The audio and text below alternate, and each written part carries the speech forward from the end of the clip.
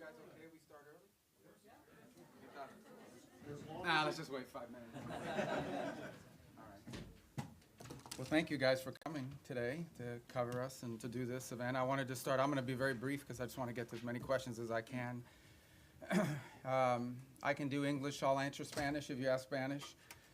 And then I'll answer it in English after I answer it in Spanish. So any other languages, you know, won't be able to do it. But those two, and then, look, when I took over Secretary of State, I'll refer you back to the hearings we had in the Senate in January about the role I hope to play. And I believe very strongly this president was elected. One of the reasons why he was elected, very specific things, but one of the reasons why President Trump was elected is sort of an understanding among the American people that our foreign policy was in need of a complete recalibration. A recalibration because the world had dramatically changed. Many of the institutions, policies, assumptions that our foreign policy was operating under were built upon a world that no longer existed. And it required us to re-examine that. One of the assumptions that I think we had lost during this period of time, and I don't mean to make this an academic lecture, but I wanted to give you some insight into the broader thinking, as I highlighted at that hearing less than a year, almost a year ago now, is one of the assumptions was the loss of the notion of the national interest in our foreign policy. At the core of foreign policy needs to be the national interest of the United States. Now, that doesn't mean that there aren't issues and things we care about in the world, but at its core, the core principle of the national interest, the core principle behind our foreign policy needs to be our national interests. So you have to, first of all, define what is the national interest, and then you have to apply it. We defined it as we are in favor of foreign policies that make America safer or stronger or more prosperous, hopefully all three, but at least one of those three. And then it requires you to prioritize. Even the richest, most powerful and influential country on earth has limited resources, has limited time. And it has to be able to dedicate those resources and time through a process of prioritization. That includes geographic prioritization. It also includes issue prioritization. And that's what we intend to do here. Then you have to have the mechanisms of foreign policy to deliver on it. In essence, you have to have a Department of State and a National Security Council and all the elements of U.S. foreign policy influence and power to deliver, to identify and then deliver on those priorities. And that's what we've attempted to do here, and I think we're well on our way to doing it. There's more work to be done. There's things we will improve upon.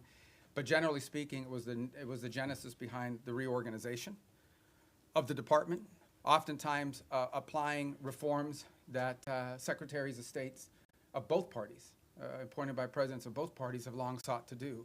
And we're very proud of that going into effect and continuing to work forward. I think we generally avoided, massive disruptions to our operation, although any transition involves some disruption. But we're very happy with the way we empowered our regional bureaus, meaning our embassies and the folks at the desks here behind the regions have become more empowered and having influence over every element of our foreign policy, particularly how it's applied tactically.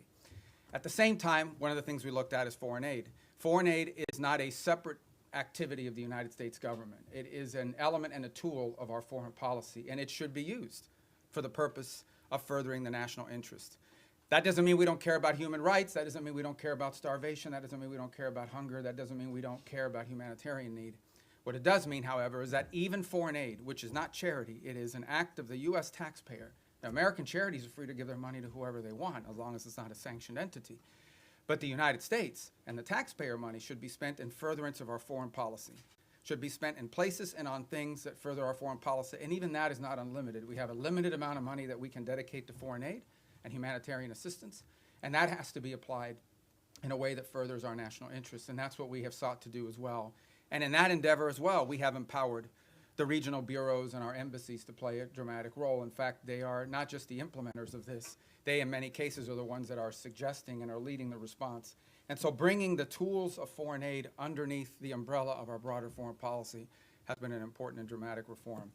Even in the midst of all that, we remain engaged around the world, including in conflicts that perhaps are not central to everyday life in America, but the president has made it a priority to be a peacemaker. And so you've seen us engaged, whether it's Russia, Ukraine, or India and Pakistan, or Thailand and Cambodia, which is an ongoing challenge, or the tragedy we see now in Sudan, or the potential for further strife in South Sudan and that falling apart. I mean, no matter Armenia and Azerbaijan, we are always looking for opportunities, if possible, to play the role of a mediator that brings about the avoidance of war or the ending of conflicts. And obviously, in many of these cases, you can get people to the table and agree, and then there's the implementation process. And so we've made progress in many of these, particularly in getting them to agree to certain conditions. Obviously, it's ongoing work to make sure that those are implemented and applied. And some of these, conflicts have deep roots that go back many, many years. But we are prepared to be engaged and helpful in ways that perhaps other nations can't. We've been viewed as indispensable in that regard, and it's a role the president takes great pride in the promotion of peace around the world, and something he deserves a lot of credit for. He is personally engaged in all of this. Obviously, the big one was the situation with Gaza, which again is ongoing. There is now a ceasefire. There's that war is no longer going on at the scale and scope and all the things that were going on before. But obviously there's more work to remain. We are still through the process of trying to implement phase 1 and lead to phase 2 and phase 3. That is a long-term project, some of which will extend beyond the 4 years of this administration, but I thought was a very important achievement as well. So we have a lot to be proud about. I know you probably have some specific questions, and we can get to those, but I wanted to let that, lay that out as the preface and predicate for everything we're going to do today. So I'm going to start. How do I start? I'm going to start from the back row forward, and then I'll just juggle in between. I'll be here pretty long, so we'll get to everybody. Don't get desperate. Don't get wild. All right, I'll start with this gentleman with the white hair in the back. Yes, sir. Ask you about Gaza. U.S. wants Pakistan troops to be in Gaza. Has U.S. got a consent from Pakistan that they will be sending their troops in Gaza for peace building and peacemaking? Yeah. Well, look, in fairness to all the countries we've talked to about being and having a presence on the ground, I think they want to know specifically, what the mandate, what the specific mandate it was, the funding mechanism looks like.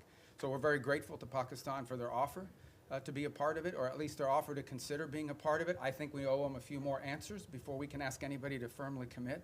But I feel very confident that we have a number of nation states acceptable to all sides in this who are willing to step forward and be a part of that stabilization force. And certainly, Pakistan is key if they agree to do so.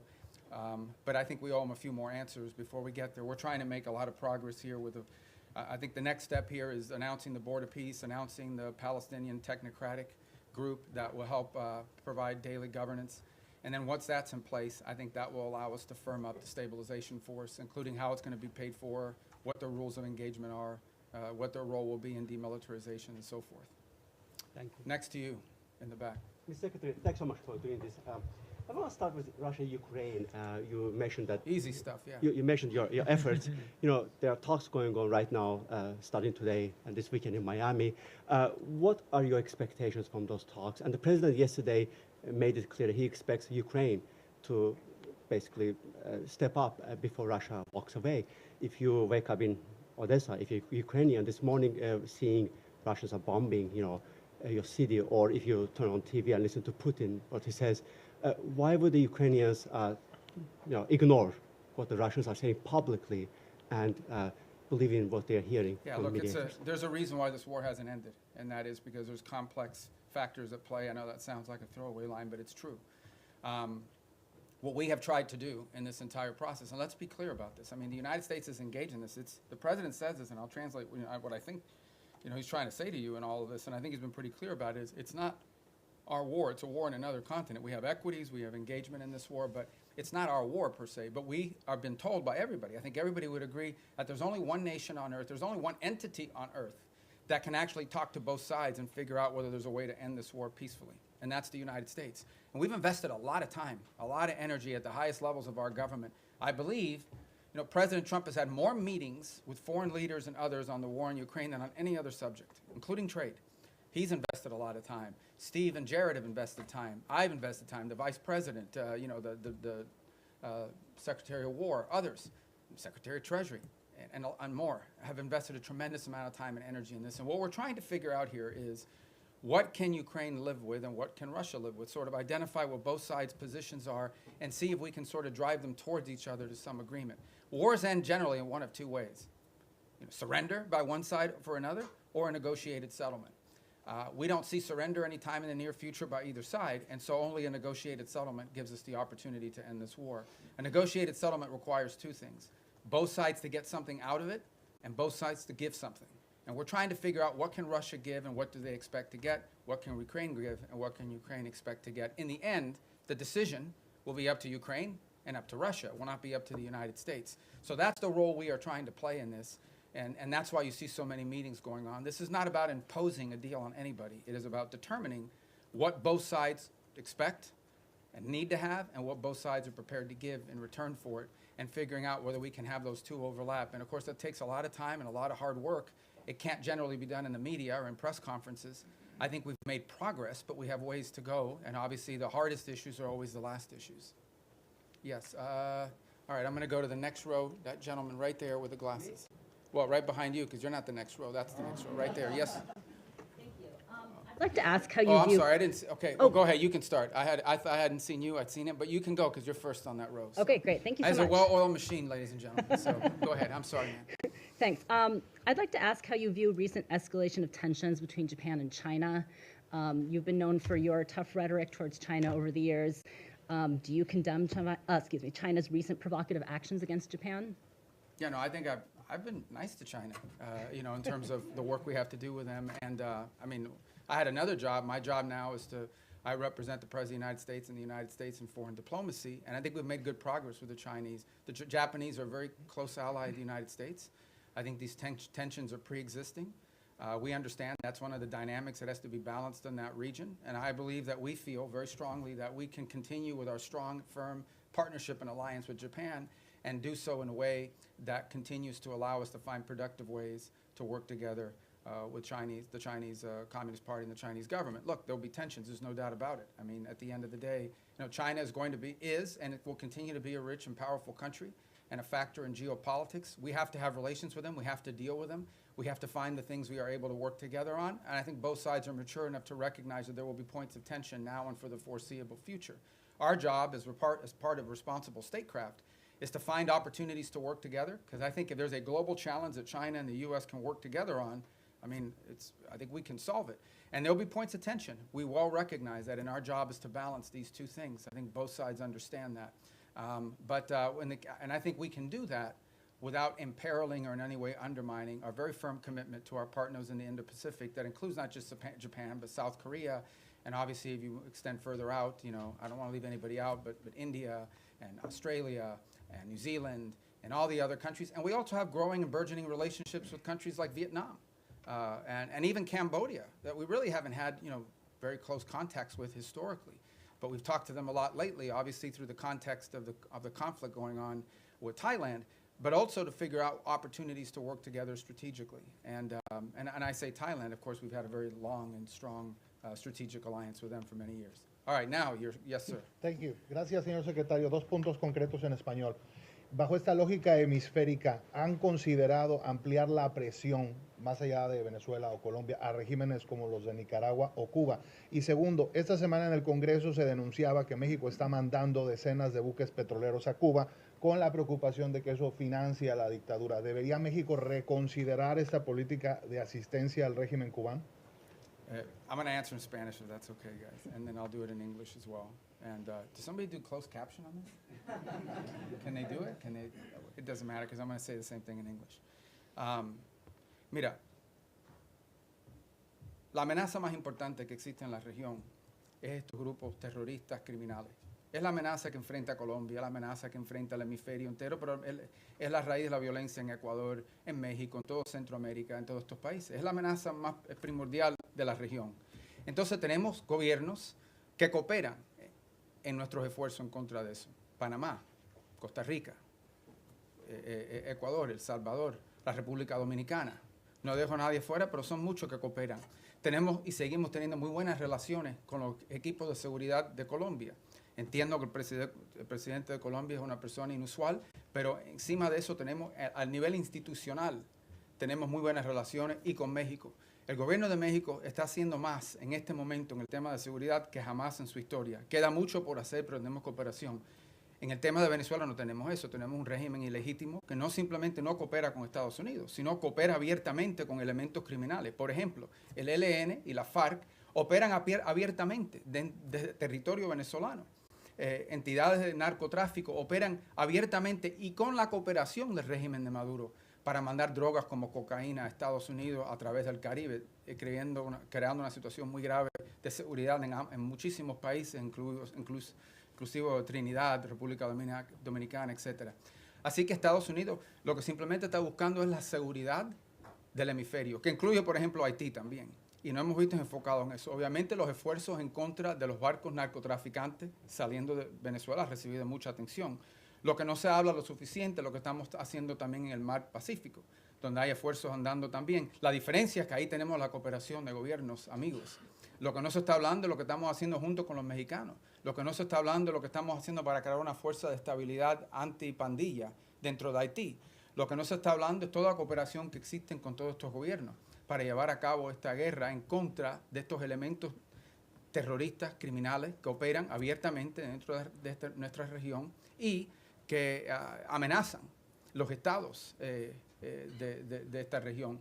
La buena noticia es que este nuevo año nos va a traer más gobiernos en el hemisferio que están dispuestos a cooperar en países como Bolivia, en Chile. Obviamente ya tenemos grandes amistades en lugares como Paraguay y Argentina. Y en fin, la reelección del presidente en Ecuador, la cooperación que existe en muchos países y esperemos poder ampliar esas relaciones con otros países también. Así que el esfuerzo se trata de eso y en eso estamos enfocados. Y obviamente tenemos que determinar cuáles son las fuentes de inseguridad en la región. Y esa fuente, la razón por la cual Venezuela ha recibido tanta atención, es porque Venezuela es un país que no simplemente, es un régimen ilegítimo, que no simplemente no coopera con nosotros, sino abiertamente coopera con elementos criminales y terroristas, incluyendo Hezbollah, Irán y otros. Y obviamente estos grupos narcos cooperan abiertamente desde ahí. You know, the question that and it's a question many of you might have as well, is when it comes to the Western Hemisphere, the single most serious threat to the United States from the Western Hemisphere is from transnational terrorist criminal groups, primarily focused on narco trafficking, but they're in all sides businesses as well. So the good news is we have a lot of countries in the region that openly cooperate and work with us to confront these challenges. Mexico, their level of cooperation with us is the highest it's ever been in their history. Throughout Central America, for the most part, except for maybe Nicaragua and to some extent Honduras, we've had great cooperation from Ecuador, from El Salvador, from Ecuador being in South America, but across the Pacific coast where we're also undertaking efforts. Guatemala, Costa Rica, Panama, these are all nations that cooperate with us openly in search of stability in the region. You move to the Caribbean basin, in Trinidad, in Guyana, in Jamaica, in the Dominican Republic, countries that openly cooperate with us. Even Colombia, despite its unusual president, has institutions in that country that work very closely with us, and those ties remain unimpeded and unaffected. So all of this is very positive. There's one place that doesn't cooperate, and it's the illegitimate regime in Venezuela. Not only do they not cooperate with us, they openly cooperate with terrorist and criminal elements. For example, they invite Hezbollah in Iran to operate from their territory. But they also allow the ELN and the FARC dissidents not just to operate from inside of Venezuelan territory, to control Venezuelan territory, unencumbered, unimpeded. On top of that, we know that they are in cahoots with drug trafficking organizations. It's not just that they don't work with us against these organizations. Okay? It's that they openly, cooperate with these guys and allow them to operate. So these guys are, marching in and out, doing whatever they want from Venezuelan territory, and it's a challenge. And so that's why that's received so much attention. But I would urge you to not just focus on that, but also focus on all the other things we're doing in the region, including, for example, standing up this gang suppression force in Haiti, which we were looking for 5,500 forces. We already have pledges of up to 7,500 forces from a variety of countries. We've seen donors step up to fund that effort. That's a very important effort. It all ties together cohesively. But the goal here is to bring security and stability to the hemisphere, to the region we live in, okay, which has not received enough attention. To bring the elements of American power to achieve that, to do it in partnership with as many countries as are willing to work with us in that regard. That's the goal here, and it's comprehensive and involves more than just one place. What makes Venezuela stand out is that the regime there actually cooperates with the terrorists. Yes, sir. In that row right there. Yeah, right there in the middle. The hemisphere, the White House recently put out the national security strategy, essentially reorienting towards the Western Hemisphere. It was How good, is right? this strategy going to, yeah. Well, I was involved So in you can writing it. answer Yeah, from yeah. both hats, I Yeah, guess, exactly. but how is that strategy going to dictate your relationship with other hemispheric powers like Canada and Mexico? No, I mean, we want to partner with as many people. I mean, they face the same threats that we do. I mean, it's Mexican mayors that are being assassinated in public squares. It's Mexican journalists that are being assassinated. It's parts of Mexico and institutions in Mexico that in some cases are compromised, usually through threat. by these elements. They recognize it, which is why they're partnering with us. Of course, we want to work with other governments in the region to confront this challenge. And in most cases, we have cooperative places. Now, we don't have that from Nicaragua or Cuba, but obviously didn't have it historically from Bolivia. We hope and expect that that will change.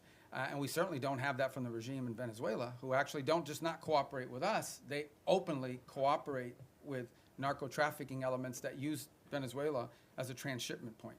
Yes, ma'am. Yes, thank you, Mr. Secretary. Today you had the second round of direct negotiations between Lebanon and Israel. Do you foresee a potential deal between these two countries without another round of war? And the second question, if I may, on Sudan. We know, Mr. Secretary, it's a civil war, but also there's a regional factor here. Where the U.S. A regional what, I'm sorry? Factor Okay, in this yes. war.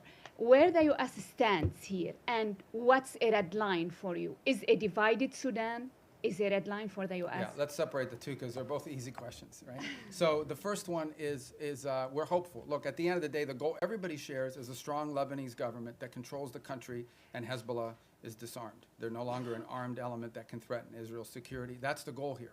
And we have tried to, in a cooperative way, to do everything we can to empower the Lebanese government to have the ability to do that. And so I hope that's what these talks are aimed towards, and we'll be supportive in every way we can to achieve that outcome. What I think is abundantly clear to everybody is no one is in favor of a Hezbollah that can once again threaten the region, act as a direct Iranian proxy, and obviously, if they threaten Israel, we're not going to have peace. So we are hopeful that the talks between Lebanese authorities and the Israelis will create outlines and a way forward that prevents further conflict. I think I don't speak for the Israeli government. I can only tell you and echo what they've said publicly, and that is that if they feel threatened by Hezbollah, they will take actions in their defense against them. So we all would hope that we could avoid that, right? We would all hope that in order to have peace, you have to avoid that, and the best way to avoid it is to have a strong Lebanese government that can actually control the country, and that Hezbollah is no longer an armed threat to Israel or to the Lebanese state. And that's what we're committed to hoping to achieve. And we hope that, I can't speculate on what the talks will lead to, but we'll do everything we can to make them productive. On Sudan, you've rightfully outlined, I mean, there are regional elements to this. I mean, there are clearly both sides, you know, the SAF and the RSF have supporters from outside of Sudan's borders that are involved, and we've been engaging with those countries.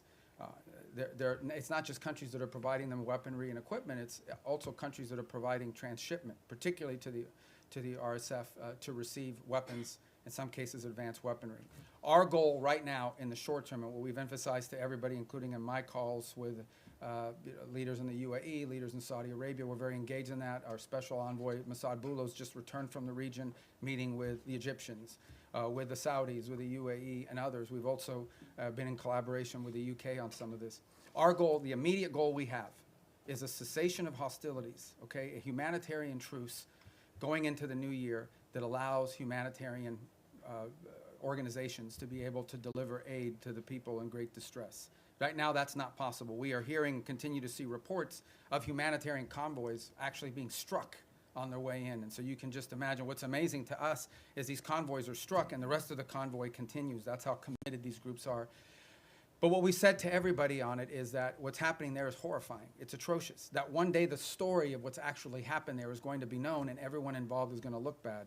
And we have played the role we have played is a convening role in bringing the parties to the table. So I think we will know more very soon about whether this is possible. One of the challenges and frustrations in Sudan has been that one side or the other will commit to certain things and then they won't live up to those commitments. They'll agree to anything and implement nothing.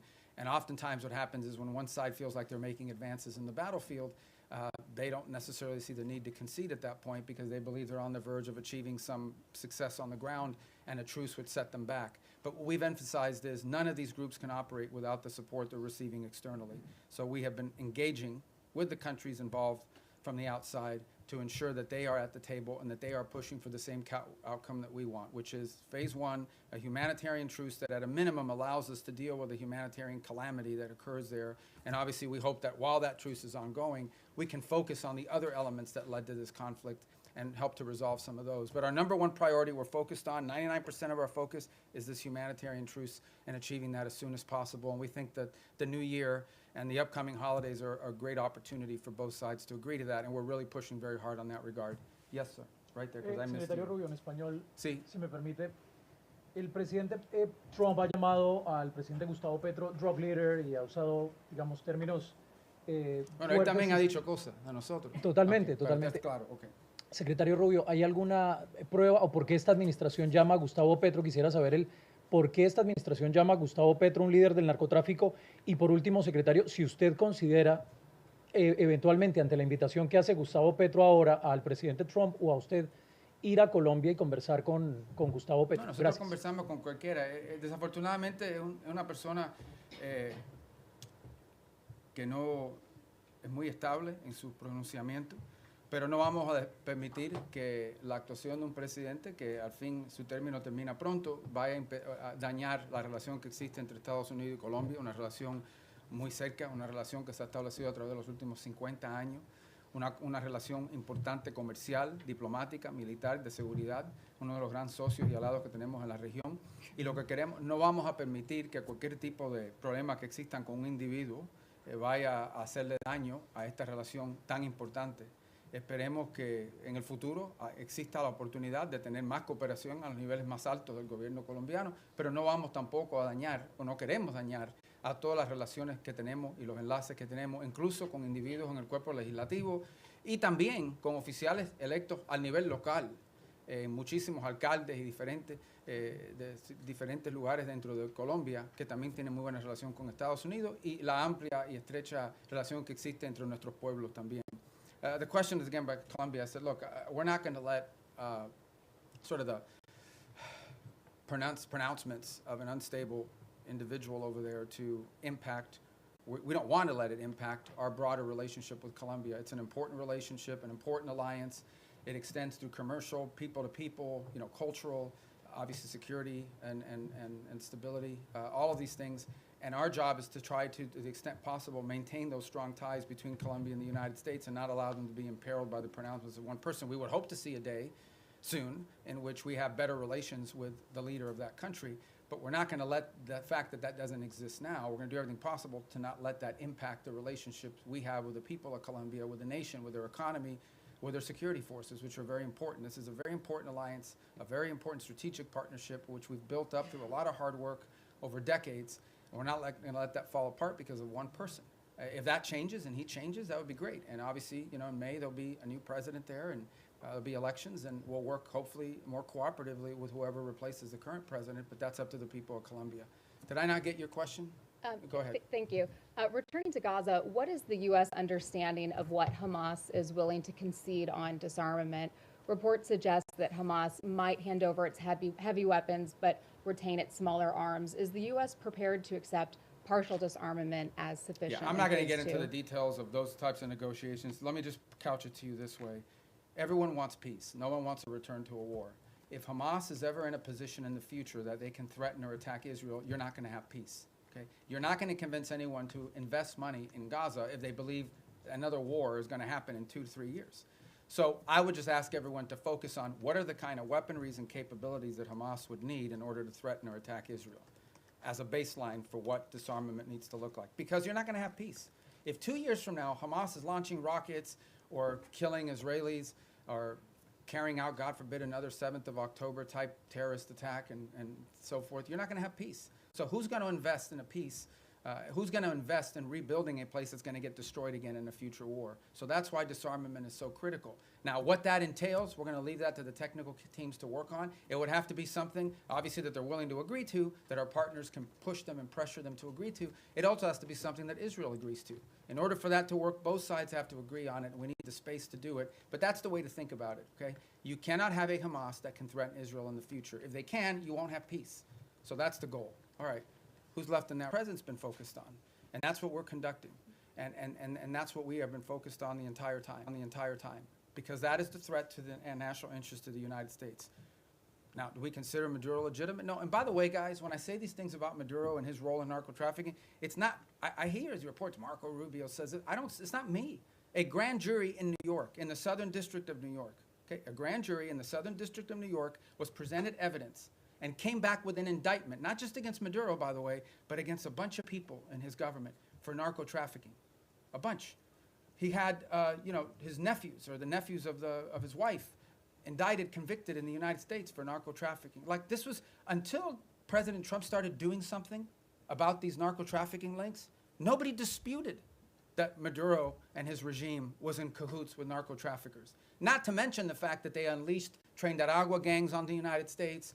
They've unleashed, you know, a mass migration event, perhaps the largest in history. 8 million people have left Venezuela since 2014. So also destabilizing all the countries in the region who've had to assume people that are fleeing this illegitimate regime. So, but nobody disputed the drug links. So that's what the president's been focused on, and that's the problem. And that's the problem in Venezuela. En el caso de Venezuela, es muy simple. Es un régimen ilegítimo que coopera abiertamente con Irán, con Hezbollah y con grupos narcotraficantes. Incluso la ELN y la FARC, que operan abiertamente dentro del territorio venezolano encima de los demás. Entonces, la amenaza que enfrenta los Estados Unidos es eso, que tenemos un régimen ilegítimo que coopera abiertamente con elementos terroristas, y por eso consideramos el régimen de Maduro un régimen terrorista, cooperan abiertamente con elementos terroristas que amenazan la seguridad de Estados Unidos. Punto. Ese es nuestro interés y en eso estamos enfocados. Okay, next row right there, you. Yeah. With all due respect for my colleagues, I'm going to ask this one in Spanish. Okay. Señor secretario, usted acaba de decir que no espera o que no es la intención de Estados Unidos que las diferencias con el presidente Gustavo Petro generen afectaciones para la relación con Colombia. Pero la verdad es que sí las han generado. Colombia fue desertificada, el presidente Donald Trump ordenó suspensión de recursos de cooperación para nuestro país y ya se están viendo consecuencias en materia de seguridad en Colombia. Nada más anoche asesinaron a 6 soldados colombianos el ELN con un atentado terrorista. Y la gran pregunta en Colombia hoy es ¿qué va a pasar el próximo año si Colombia elige un presidente de izquierda?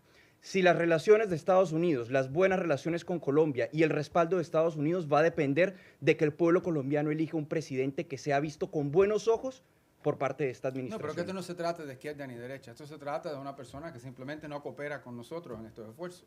De eso se trata. Al final del día, el pueblo colombiano va a escoger el próximo presidente. Es una democracia, tienen elecciones, esperemos que se cumplan todos los requisitos. Tienen una larga historia de cumplir los requisitos democráticos. Aquí no estamos diciendo que Petro no fue electo democráticamente, aquí nadie dice que no fue así. Pero en fin, esto no se trata de izquierda ni derecha, se trata de tener en poder un presidente que coopera con nosotros. Obviamente, sin duda, la postura que era tomada en contra de Estados Unidos ha afectado a nuestra relación, no hay duda de eso ninguna. Estamos tratando de limitar eso lo más posible, pero también tenemos intereses que tenemos que proteger. Y tampoco vamos a pretender, cuando tienes un presidente diciéndole a los elementos de seguridad que no cooperen con Estados Unidos, eso no lo podemos ignorar. Pero por otra parte, entendemos que tenemos dentro del sistema colombiano, incluso a nivel legislativo, en el Congreso, en el Senado, también alcaldes y otros líderes políticos de ese país que sí quieren buenas relaciones con Estados Unidos, y incluso líderes que no son de derecha, que son de izquierda, pero que entienden la importancia de esa relación. Pero esto no se trata de ni izquierda ni derecha, se trata que si va a cooperar con Estados Unidos o no. Tenemos una larga historial de cooperar con Colombia, que fue un ejemplo y un modelo para la región, y ahora tenemos algo un poco menos, que es lamentable. Ojalá que eso cambie. The question was about whether the U.S. relations to Colombia is dependent on whether they elect a leader that's center-right or center-left. It has nothing to do with left or right. It has to do very simply with whether or not we have a leader there that we can work with. The U.S.-Colombian relationship, especially our security relationship, but also our economic one with a free trade agreement, is a model. It was a model for the region. We tried to replicate that. Everybody would use Plan Colombia as an example of what you need to do in these other places. And we want to continue that. Now, no doubt, when you have the president of a country saying some of the things and ordering some of the things that he's ordered, it's going to have an impact on some of that relationship. Our job is to try to preserve and protect as much of that relationship as possible, but it will be impacted. But it doesn't matter whether the next president is center-right or center-left. That's not the issue. The issue is whether the next president is someone who's going to, once again, cooperate with the United States and restart these relations. That's what we seek. And if President Petro changes in his stance, perhaps that could change as well. But if he doesn't, obviously, it'll be up to the people of Colombia to elect their next president. Yes, ma'am, right there in the middle. I don't want you guys to think I'm only picking the Spanish ones, okay? I actually don't know who any, well, there's a list here, but I can't even read it without these glasses. All right. Go ahead, I'm sorry. Perdón. Secretario Rubio, usted lleva años denunciando el régimen de Nicolás Maduro y estuvo, entiendo, hace poco en una conversación telefónica donde hablaron el presidente Trump y Nicolás Maduro. Quisiera preguntarle cómo sintió a Nicolás Maduro en esa conversación, usted que lo conoce desde hace años, pues su comportamiento, si siente que está acorralado como reportan los medios, si está abierto a irse a otro país a cambio de un indulto, si ustedes estarían pensando en reunirse con él, ¿cómo fue esa conversación? O sea, ¿qué nos puede contar de el efecto que está teniendo sobre la presión? Yo no voy a comentar sobre ninguna conversación del presidente Trump con cualquiera del mundo, y si existió o no existió. Yo no voy a comentar sobre eso. Voy a repetir lo que he dicho ya. Esto se trata de algo muy simple, y esto se trata de los intereses nacionales de Estados Unidos. Y hay una amenaza regional que existe, y en el caso de Venezuela no tenemos cooperación. Para empezar, que es un régimen ilegítimo. Segundo, que es un régimen que no coopera, es antiamericano en todos sus pronunciamientos y actuaciones. Y tercero, es un régimen que no solamente no coopera con nosotros, sino abiertamente coopera con elementos peligrosos, terroristas y criminales. Incluso ellos mismos lo son. Entonces es difícil llegar a un acuerdo con terroristas que están abiertamente cooperando con estos elementos peligrosos que amenazan la seguridad de Estados Unidos. Encima de eso no voy a especular más. Pero va a haber guerra, secretario, porque ahorita en Colombia todo el mundo se está levantando en Venezuela con la posibilidad de que haya una guerra entre Estados Unidos y Colombia. Nosotros estamos protegiendo el interés nacional de Estados Unidos. Yo creo que, en fin, ese es nuestro derecho. Y también le diré que en Colombia debe haber mucha preocupación, que ha habido un ataque el día antes de ayer, o fue ayer, de ELN, o la FARC, creo que fue ELN, y ¿de dónde operan ellos? Abiertamente, de territorio venezolano, abiertamente, como si fueran un país soberano, operando abiertamente dentro del territorio venezolano. It's the same question, guys, and that is, the bottom line is very simple. Our interest in Venezuela and in the region is the national interest of the United States, and in Venezuela we have an illegitimate regime that not only does not cooperate with the United States, but openly cooperates with narco-terrorists and others who threaten the national security of our country.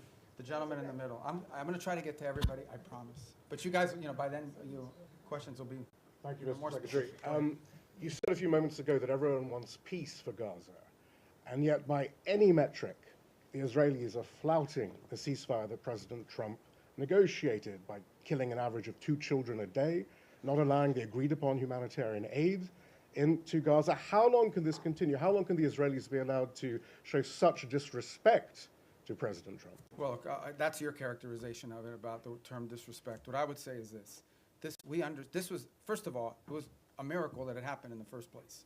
We all understand how difficult it was for that to come to the conclusion that it did, where the bombing and everything else, the scale and scope of what we saw ended, all the hostages were released, and we have relative peace right now for the most part, despite the things you're pointing to. That was very difficult. But this is not easy.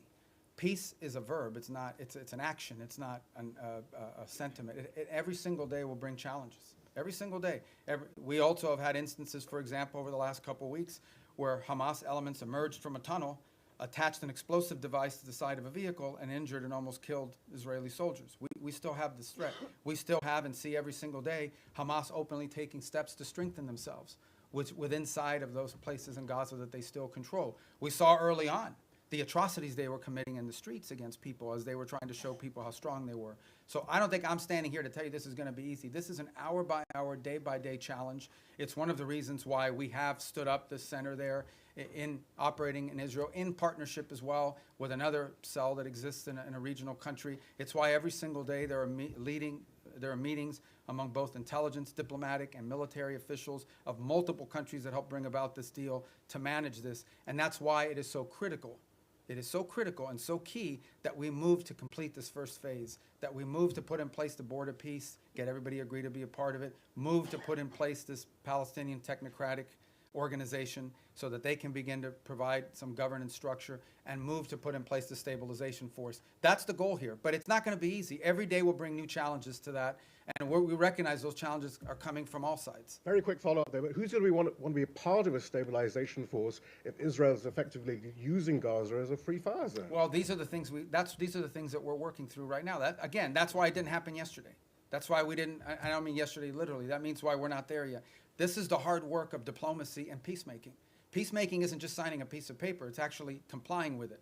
And compliance oftentimes requires, in many cases, in most cases, requires daily, constant follow-up and nurturing. So that is why we are in such a hurry, and I say as a priority, to get to this point where we have the stabilization force in place, overseen by the Board of Peace, and ultimately a Palestinian technocratic entity that can increase in its capability to provide governance. The stronger they are, the weaker Hamas will be in terms of threatening Israel. And I think the more security Israel should feel and the less need for some of these things to happen. But no one's claiming this is going to be easy. We have to work on this every single day. We have people in this building and deployed abroad. This is all they do. 24 hours a day, day after day, elements of the State Department, the Department of War, and all other agencies, including Jared and Steve, and even myself, who talk or do something about. There isn't a day in the last, this was signed 2 months ago, that I haven't had to do something with regards to making progress on the phases of the ceasefire. Yes, ma'am. Right next. Thank you, Mr. I'm sorry. Secretary. I'm going to get to you guys. I'm coming. See, I'm going down the rows like this. Thank you. So right behind you, 'cause I'm still in that row.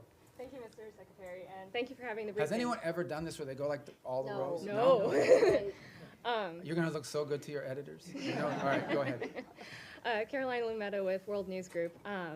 Several faith-based organizations have been calling on the administration to reopen the U.S. refugee admissions program, particularly for religious minorities facing persecution. That includes Afghanistan, Syria, Iran. Is it going to be a goal in 2026 to expand that program again beyond South Afrikaners? Yeah, so here's the problem, okay? In the last 4 years, we had a flood of people enter this country through a variety of means. So that's what we confronted. We have to stop that, and we did. We've been successful. You see the border secured, the number of illegal entries has completely collapsed. And now we're facing a second challenge, and that is we've admitted a lot of people into the United States. And perhaps the overwhelming majority of them are not bad people and so forth. This is all true. But there are people, we know, okay, for a fact, that there are people in this country who got in through some form of vetting that was wholly insufficient. And we've seen tragic evidence of that very recently, including people that we claim to have vetted. So, why does that happen? Because there are some places where you can't vet people. You can only vet people on the basis of information you have about them. But that information is oftentimes dependent on whether there's some local authority that actually has any information about them. Okay, so that is the challenge we're facing, which is why the president has sort of put a stop to all of these things until these systems for admitting people into our country can be improved. But I think everyone would understand that after a flood of 15 to 20 million people into our country, almost unrestrained in some extent, over the last 4 years before taking over in January of this year, there's a desire in our country to put a stop to that until we can fix these processes to ensure that not only do we know who's in the country now, but in the future, we're not going to face some of these challenges that we faced in the past. So, look, the United States remains the most generous country in the world when it comes to legal immigration. This year alone, close to 1 million people will enter this country legally and have their green card and go to war. But we do have a right, like every sovereign country does, to know who you are, why you're coming, what you've done in the past, and what we think you might or might not do in the future. We have a right. We have a right to make sure that you're not going to come to this country and pose a burden on our social safety network. All of these things are rights of sovereign countries. A bunch of sovereign countries in the world do it. Most of the countries in the world have far more restrictive immigration policies than the United States has ever had. But we are in a special period right now. This is not like business as usual. This is, right now, we are less than a year removed from the most reckless migratory incompetence in American history, where a flood of people and mass migration events entered the United States. And they can claim all they want that they vetted people. This is just not true. Some of them were cursory vetting, and in some cases, you couldn't vet them, because the countries or places they came from had no documents upon which they could be vetted on. So that program will be studied, and it will not be restarted at the scale and scope it was until we are comfortable that it is one that we know everyone who's coming in and who they are and whether they meet the criteria for admission to the United States. Do you Yes, have ma'am. any sort of Thank you timeline so for much, that? Mr. Secretary. A follow-up on the conversation between President Trump and Maduro, because the day after the conversation, the president said he was going to be meeting that gentleman very soon. Is this still being considered? Is the president still considering that? Is still a chance for diplomacy on Venezuela? And also, any role that you see Brazil could play? Because just a few weeks ago, President Lula spoke with President Trump and Nicolás Maduro, and he offered to help to mediate. To you on what comes next in that regard. I have no reason to express skepticism or optimism about it. I'm just not going to comment on what the president has available to him as options across the range of options that include diplomatic options. And how about the conversation with Lula? I mean, I think he said to us what he has said publicly, and that he has a willing to play a positive role in that regard. The president's had 2 phone conversations and 1 meeting with President Lula. I think we've made progress on some things, including on trade. We have more work to be done. The 2 presidents got along. We felt that was important in terms of those conversations. I've talked to Mauro, their foreign minister, on it, including this earlier this week. And we have a lot of issues in common with Brazil that we'd like to work together on, and strong links. Being from Florida, as an example, I know how important Brazil has been to us as a partner. We've had some disagreements on a couple things over the years as well, but I feel like that relationship is on a positive trajectory, but as far as its role in Venezuela, I don't have anything to provide you on that today of any specificity. Just a Yes, quick sir. follow-up on Thank the you. tariffs, political tariffs No, on I got to Brazil. get to him, Okay. okay? Thank you, Mr. Secretary, and thank you very much for doing this. On phase 2 in Gaza, when is the soonest that we could see that being implemented? And then separately, you said at the top that you want the US to play the role of mediator that brings about the avoidance of war and ending conflicts. How do you square that position with a possible military intervention in Venezuela? Thank you. Well, first of all, a couple things. Wanting to pursue peace and secure peace does not necessarily come at the expense of your national interest. We reserve the right and retain the option of defending our national interest. Now, in the case, again, we're going to talk about Venezuela. Let's be clear. Maduro has made multiple deals with elements around the world, including with the Biden administration. Okay, Maduro made a deal with the Biden administration, and here's the deal he made. And I only say this to you not because we want to get back to that deal, but just as an example of why the guy cannot be trusted to keep deals. It's a problem. Okay, somebody, breaks deals multiple times. You have a right to be skeptical they're ever going to keep the deal. He made a deal, and as part of that deal, they lifted sanctions. They released his 2 nephews from federal custody after their conviction. They sent back his bagman, Alex Saab, and all these sorts of things. He released political prisoners, and he promised to have free and fair elections. He didn't have free and fair elections. He rearrested or exiled most of those political prisoners, so he pocketed all the benefits and lived to none of those commitments. So, look, it's hard to have and do a deal with someone who never keeps a deal. Now, on the broader perspective of what you're asking about, let's be mature here. Yes, there are issues where we want to pursue peace if that is possible, but we also have our national interest. If our national, we're not going to reach a peace deal with narco-trafficking bans. We're not. We can't reach a peace deal with MS-13. We can't reach a peace deal with Tren de Aragua. We can't reach a peace deal with the ELN or the FARC that are still pumping drugs into the United States or any of their cartels in Mexico. You can't do a peace deal with these people any more than you can do a peace deal with the mafia. So I think it's important to understand that's different between warring factions and nation states around the world where we feel like maybe we could act as a bridge to bringing about the differences. But when you're talking about things that directly implicate the national interest of the United States, and no one can argue that transnational criminality and terrorism in our hemisphere is not a threat to the national interest of the United States, we reserve the right and have the right to utilize every element of national power to defend the national interest of the United States. And no one can dispute that. And every country in the world reserves the same option. We just simply have more power than some of them do. And phase 2 Gaza? Oh, phase 2 Gaza, yeah. I mean, we got to complete phase 1 to get to phase 2. That's why we're working every day to get there. Look, guys, if this stuff was easy, it would have been done already a long time ago. This is a complex situation. No one would dispute it, but it's important. What we achieved already, what the president achieved ending that war already was something no one thought was possible. Everyone thought that the last episode was going to be an Israeli incursion into Gaza City that would lead to massive loss of life and the hostages would never be reunited with their families. And today, as we speak, all the hostages that were living are back, all but I believe one of the bodies has been returned. No one would have believed that 6 months ago. So that in and of itself, but that is not the end of the story. We want to continue on this. But what we're talking about is dealing with something that no one has been able to solve in 30 or 40 years. No one. And it's going to take some time. But I feel generally optimistic that we have the right people at the table with the right motivations to make it happen.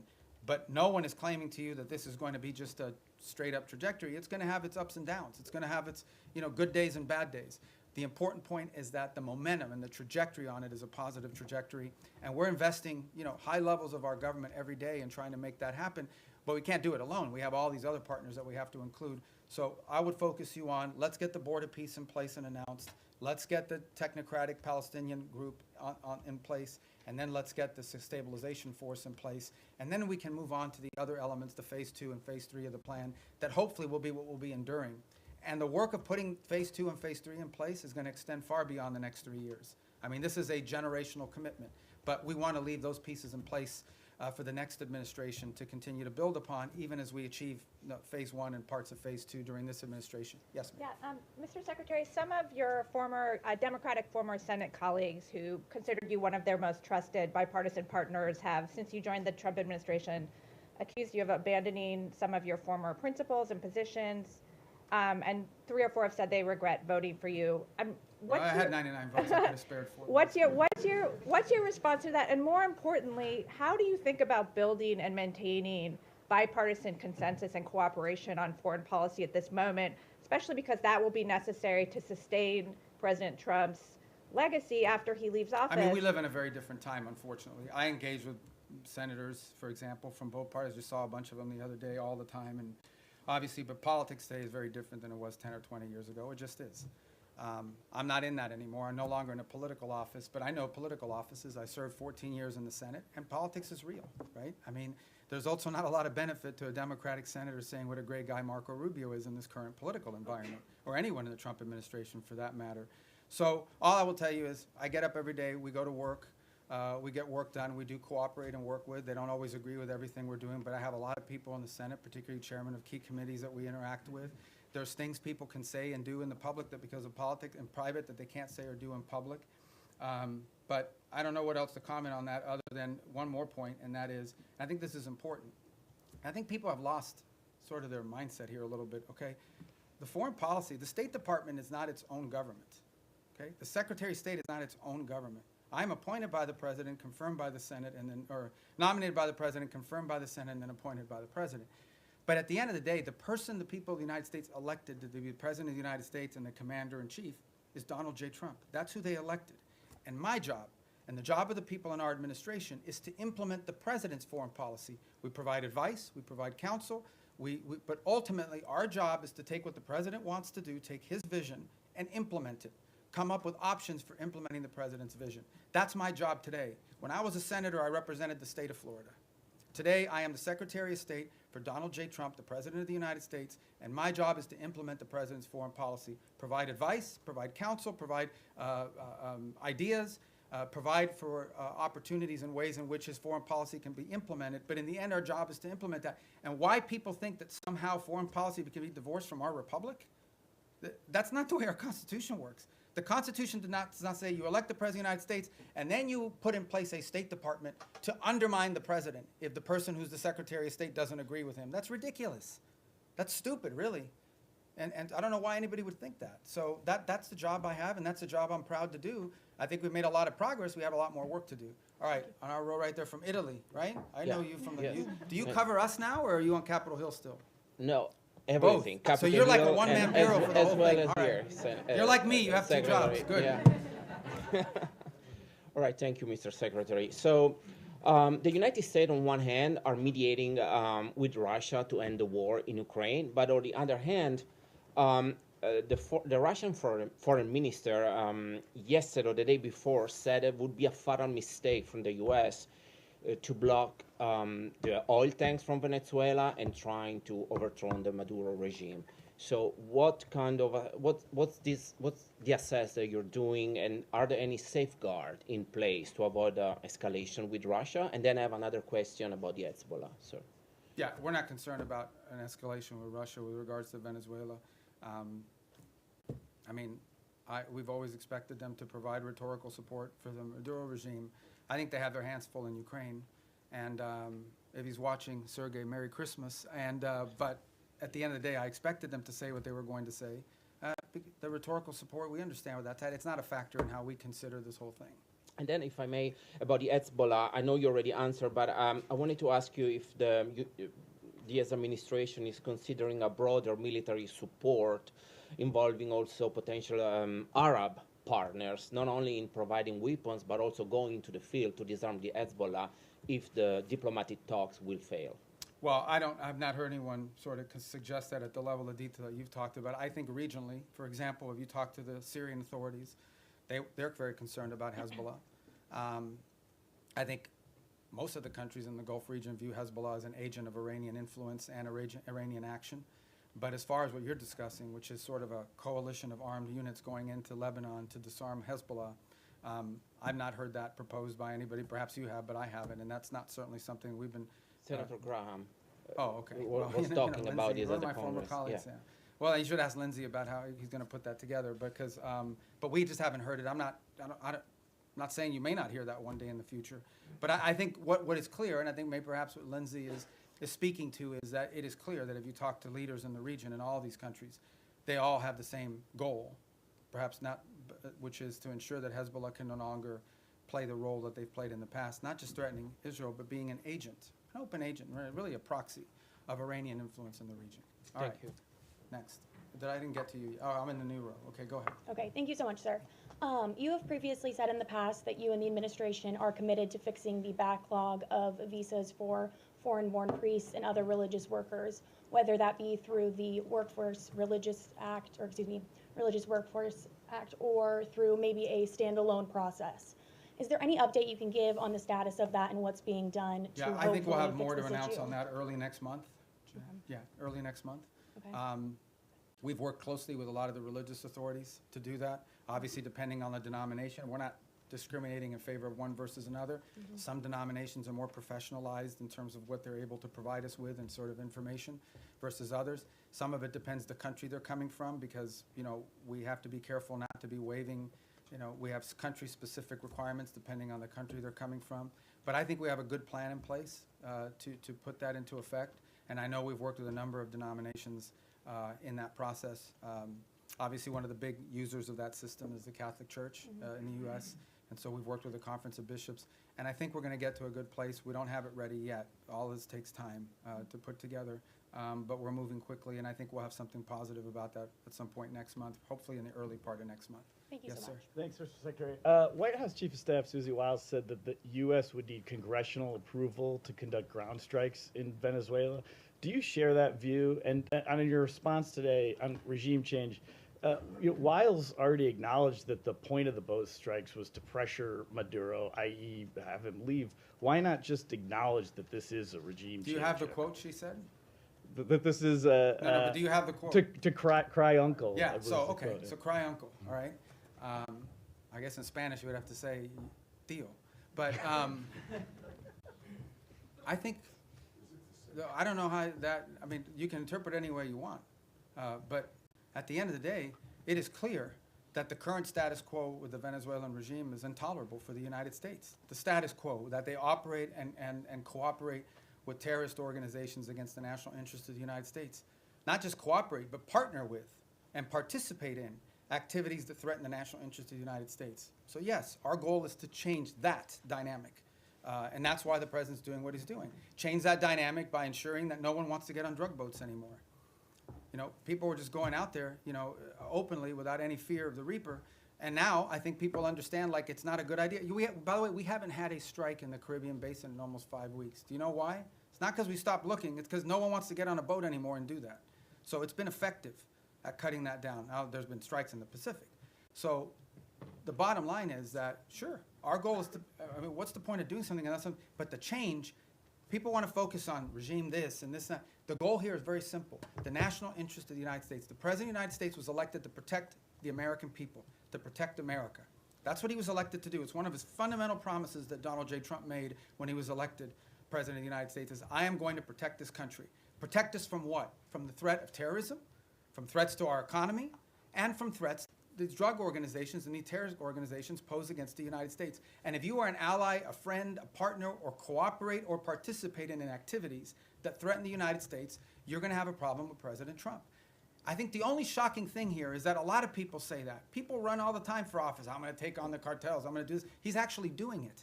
He's not doing anything he didn't say he was not going to do during this campaign. He said he was going to go after the cartels. And now he's going after the cartels, and everybody's shocked. Don't be shocked. This is a man who was elected president because he says and then he does. He doesn't just say and then forget about it. In congressional approval on land strikes, do you think that the United States does need to go to Congress in order to conduct land strikes in Venezuela? Well, look, I'm not going to speculate about things that you know, haven't happened and may never happen. I'm not going to speculate on that. All I'm going to tell you is that, two things. And I remind Congress all the time. By the way, I was very consistent on this position because it was my position when I was in the Senate. Number one, no administration, Republican or Democrat, has ever accepted the War Powers Act as being constitutional. That said, multiple administrations, including this one, have sought congressional approval and or certainly congressional notification of actions taken. Why? Because American action is always strongest when it has the buy-in and the participation of a broad set of actors. Now, given our current political climate, that's not always easy because we do have people today in politics that are against everything that President Trump is for. It doesn't matter what it is. It doesn't matter if they themselves had the same position. If it's President Trump's idea, they're against it reflexively. Okay? That's the nature of the current climate in our politics. But I can tell you that to this point, nothing has happened that requires us to notify Congress or get congressional approval or cross the threshold into war. We have very strong legal opinions.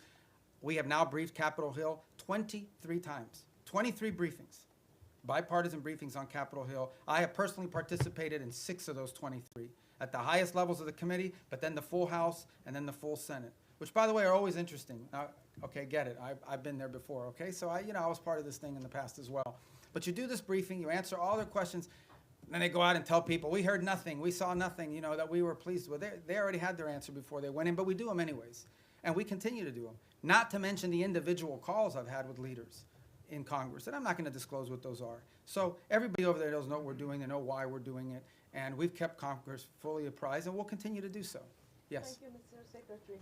The settlers' violence is rampant in the West Bank. The what is, I'm sorry? The settlers, Yes, the okay, Israeli yeah. settlers' violence in the West Bank is being escalating, is increasing.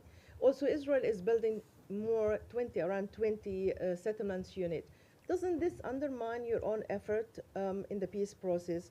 And also, if I may, on Gaza, the humanitarian situation is dire. The babies have been frozen to death because of the weather. Tents have been flooded. Is this anything that the United States can do to alleviate the suffering of the civilians in Gaza? Yeah. In the case of the West Bank, we have, and you've seen our embassy even has put out statements and comments about specific incidents there that we're concerned about, that we do think, create a point of strong friction in the broader effort. And our own embassy, and Ambassador Huckabee has spoken to this as recently as a couple weeks ago, very firmly, I believe. And so we'll continue to communicate that as we have and make our opinion known in regards to its impact on the broader challenges. In the case of humanitarian, absolutely. I mean, this is the reason why that group is set up there every single day. We've been successful at opening new corridors. We want to continue to see that increase. We want to continue to see the flow of aid increase into those parts of Gaza that are still under Hamas control. But it also goes back, not to sound like a broken record, to why it is so critical to have the border peace put in place and the Palestinian technocratic group put in place. Because that allows us now, when you have this technocratic Palestinian group in place, and a stabilization force to provide security, it now allows us to have someone we can work with to turn over the humanitarian aid to and have them be the ones that help distribute it along with these international partners. That's what the point we're trying to get to, that we can get to a point where that is, and part of the thing with humanitarian aid is also security. Someone has to provide security for these convoys as they go in, because oftentimes they have been attacked, they've been looted, they've been so forth. We don't have a force that can do that right now unless the Israelis are going to go in, and that would violate the ceasefire. But if we have a stabilization force on the ground, they could provide security. And then the technical side of it, the logistical side of it, along with the international partners, is what the Palestinian Technocratic Organization can do. That is why we are in such a hurry to finalize that phase of this deal so that the aid can flow. And not just aid, then we can move from aid to reconstruction, which is the goal everybody has. You want to reach a point at which you're not providing aid because Gaza has an economy, and it's not an economy controlled by Hamas. But we can't get to that stage until we can secure the place. And that's why we're in such a hurry to finalize that phase of the deal. Yes, sir. Vladimir Putin today had I his thought you own- were introducing yourself. No, no. Vladimir Putin. Okay, I'm Vladimir Definitely Putin. not. Definitely not. Vladimir So what are you Putin- doing here? Yeah. Go ahead, Nick I'm Schiffer sorry. in PBS NewsHour. Vladimir Putin had his own end-of-year press Today? conference today. Oh, he's trying to step on my message. Yeah, his went I think 4 hours, so we got well, we don't got at worry least about 3 that hours. then. And he said he was willing to end the war in I Ukraine. bet you he didn't do it in Spanish. He did not. All right. Go ahead. I'm sorry. No, it's all right. He said he was willing to end the war in Ukraine based on principles he had outlined last summer, and that included a complete Ukrainian withdrawal from 4 regions, most of which are not occupied by Russia, recognition of occupied Russian territory in Ukraine, and the complete lifting of sanctions. That goes beyond some of the recent conversations you've been having. So do you think Putin is serious about peace, and is the U.S. willing to recognize occupied Russian territory in Ukraine? Look, I think ultimately there is what people say, and I'm not claiming that that's not his position. I'm just saying there's what people say and then what people do. In the end, we're not going to base our approach to finding peace here on the basis simply of what people are saying. We're going to base it on what people are willing to agree to, what countries are willing to agree to. Our role is very simple. We try to understand what the Russian position, how much can they give and what do they have to have. We understand the Ukrainian position, and we try to find whether those two things can overlap. Maybe that happens this week. Maybe that happens next month. Maybe that's not ready for a few months. That's not up to us. That's up to the two sides. In the end, it's up to them to make a deal. We can't force Ukraine to make a deal. We can't force Russia to make a deal. They have to want to make a deal. The role we're trying to play is a role of figuring out whether there's any overlap here that they can agree to. And that's what we've invested a lot of time and energy and continue to do so. That may not be possible. I hope it is. I hope it can get done this month before the end of the year. I want it to end as soon as possible. I know the president is deeply committed to helping it end. I know this, though, we're the only ones that can do it. If we were not involved, no one would be talking to both sides. The UN can't do it. Who else is going to do it? Nobody in Europe can do it. So I think I think the one thing people should have is an expression of gratitude that President Trump is willing to continue to engage in this despite the fact that we haven't yet gotten the outcome that he hopes to have, because no one else could do it. And so that's what we're trying to do here. So this whole narrative that we're trying to force something on Ukraine is silly. We can't there's no peace deal that Ukraine, there is no peace deal unless Ukraine agrees to it. But there's also no peace deal unless Russia agrees to it. We are just trying to find whether there's common ground that we can make happen. And maybe that's not possible. Maybe it is. Maybe that's not possible right now. But we don't think our work could potentially serve as a baseline for that in the future. Maybe it is possible now. We're going to continue to test it and see where we can get to. Is the U.S. willing to recognize occupied territory? I'm not going to speak on any specifics of any deal because we're not going to be able to negotiate a peace deal, especially one like this, in the media. Suffice it to say, let me just put it to you this way. There can't be a peace deal unless Ukraine agrees to it. And there can't be a peace deal, of course, unless Russia agrees to it. But remember that. Any peace deal is one that Ukraine has to agree to because they're a combatant. If Ukraine says we don't agree to it, there won't be peace. So our job is not to force anything on anyone. It is to try to figure out if we can nudge both sides to a common place. And guys, in a conflict like this, in a war like this, that's not easy. It takes a lot of time. We're going to have some patience with it, unfortunately. It's already gone longer. But understand why the president cares about this, okay? Because let's be honest here, and I'm not trying to diminish this, okay? Because it's an interesting position to be in. The United States only we don't provide weapons to Russia. We only provide weapons to Ukraine. The United States doesn't sanction Ukraine. It's only sanctioned Russia. And yet we are still the only country in the world that can talk to both sides. So let's be clear about the role we've played in this so far. I mean, we're the only ones that can. But so I don't mean to be dismissive of why this matters or it's important, because this is going on in another continent. We've got issues in our own hemisphere we need to be dealing with. That if you were to ask prioritization, I would argue that something in our hemisphere from our national interest is more important than something in another continent. But it doesn't make Ukraine and Russia unimportant. We care about it. That's why we're involved in it. But by the same token, why does the president care? I'll tell you why.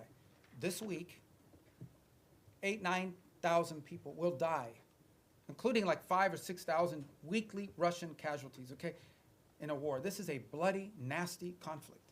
In the same time, the entire electric grid, the entire infrastructure of Ukraine is being destroyed almost as fast as it's being rebuilt. Every week that goes by, the cost of rebuilding that country gets exponentially higher. It is now becoming generational reconstruction. This is a very damaging war that's going to have incredible implications. There are now hundreds of thousands of Ukrainians, probably maybe in millions, who have not lived in Ukraine in years. They've been displaced to other countries. The implications of this long term for Ukraine are dramatic, and for Russia too, but for Ukraine, if we're focused on them. This is why the president wants to end it. He thinks it's a bloody, nasty, horrifying war, and he doesn't like wars. He really doesn't like wars. He thinks they're a waste of money, time, and talent. And he wants this one to end. And we're doing everything we can to end it. And it may or may not be possible, but we're certainly going to keep trying. Yes, sir. Thank you. I promise you we're going to go through here. I promise. Do you have a deadline or something?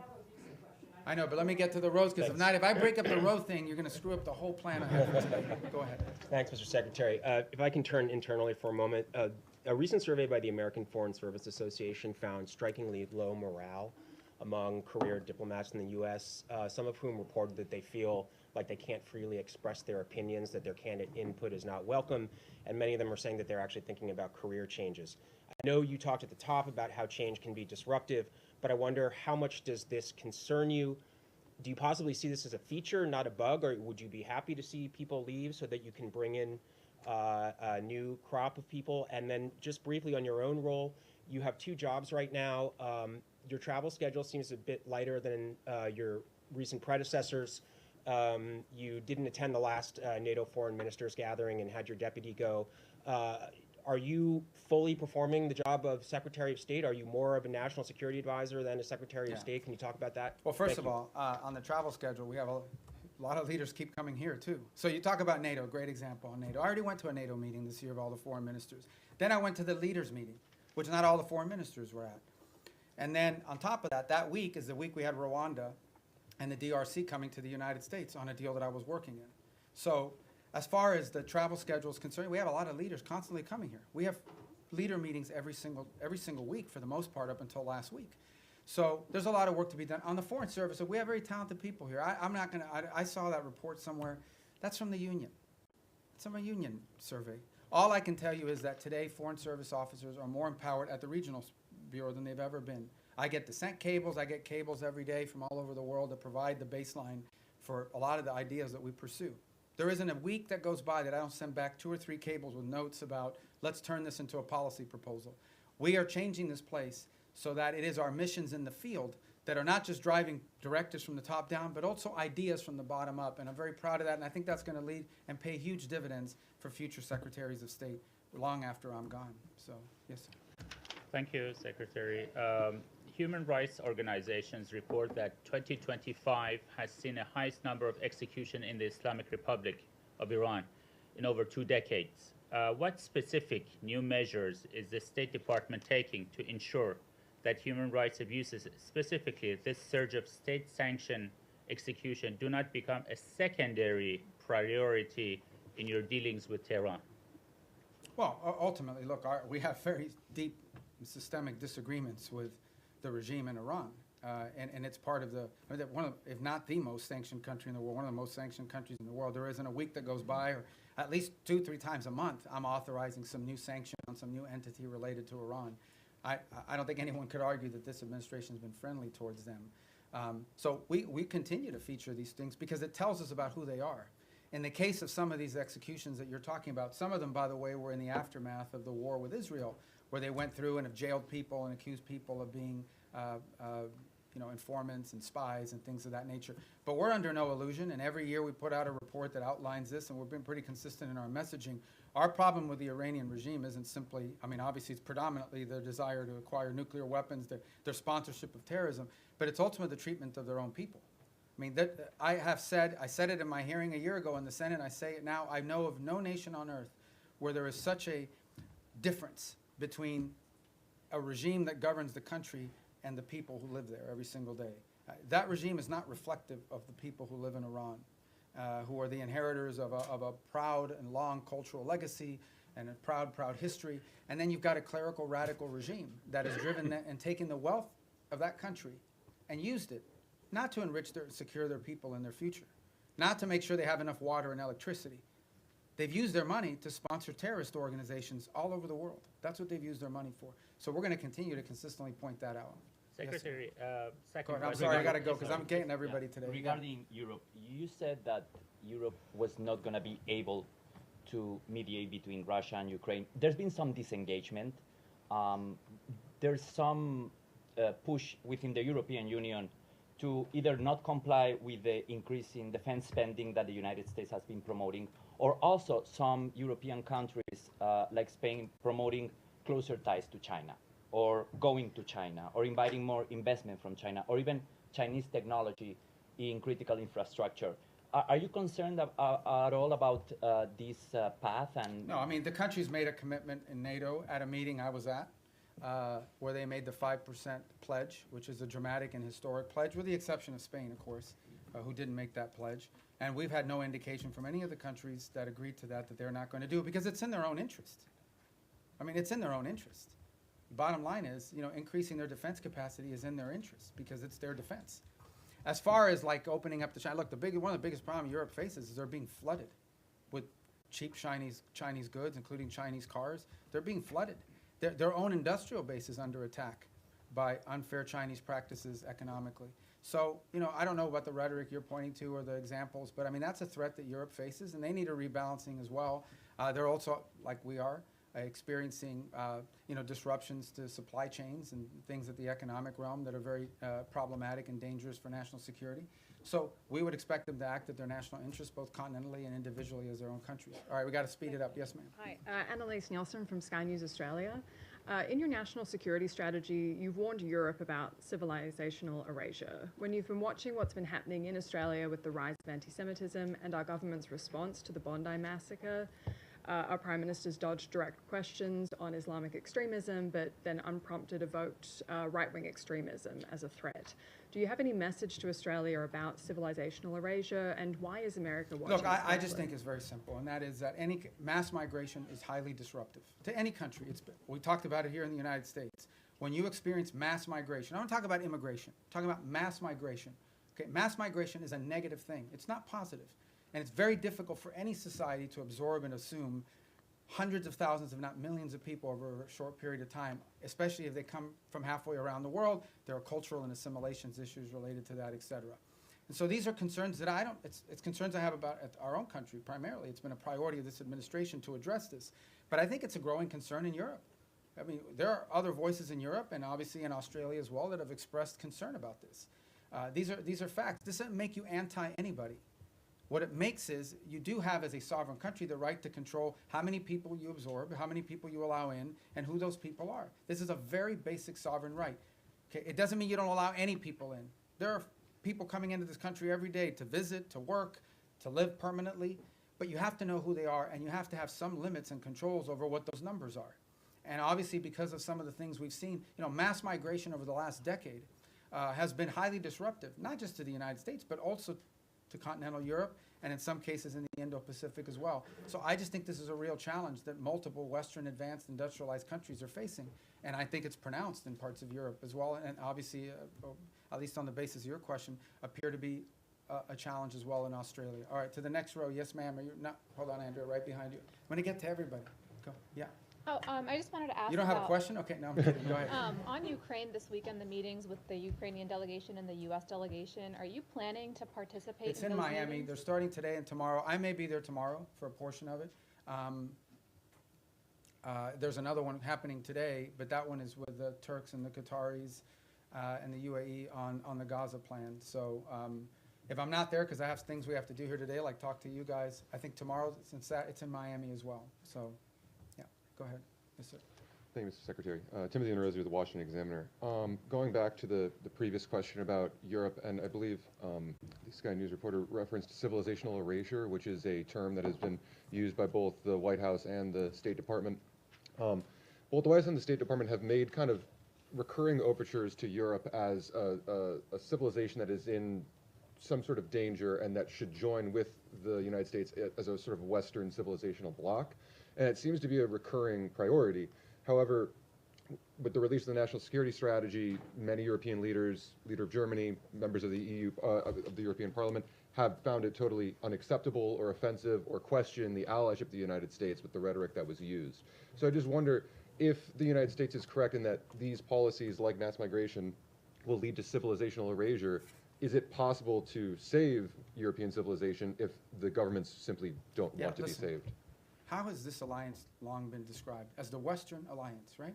What is it that, and it's not just me saying, you go to these NATO meetings, you meet with people, what they will tell you is our shared history, our shared legacy, our shared values, our shared priorities. That's what they talk about as the reason for this alliance.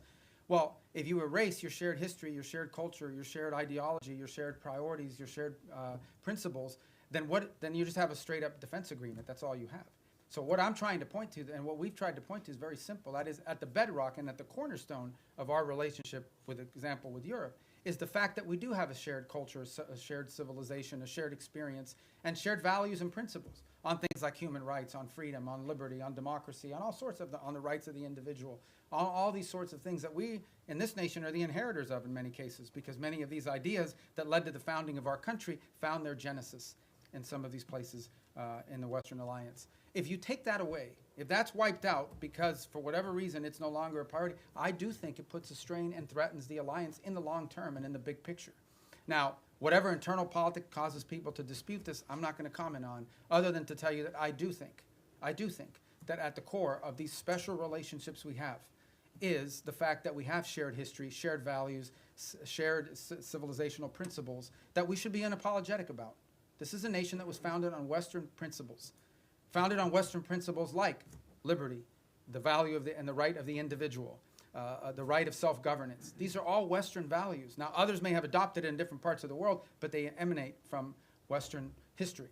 And it's something that we should be apologetic about. Why would we be apologetic about it? Anyone who doesn't recognize, for example, that many of the features of our system of government find their root in Roman and Greek history is a fool. Is a fool. It's just not true. And so I think that we need to understand and embrace that, not negate it.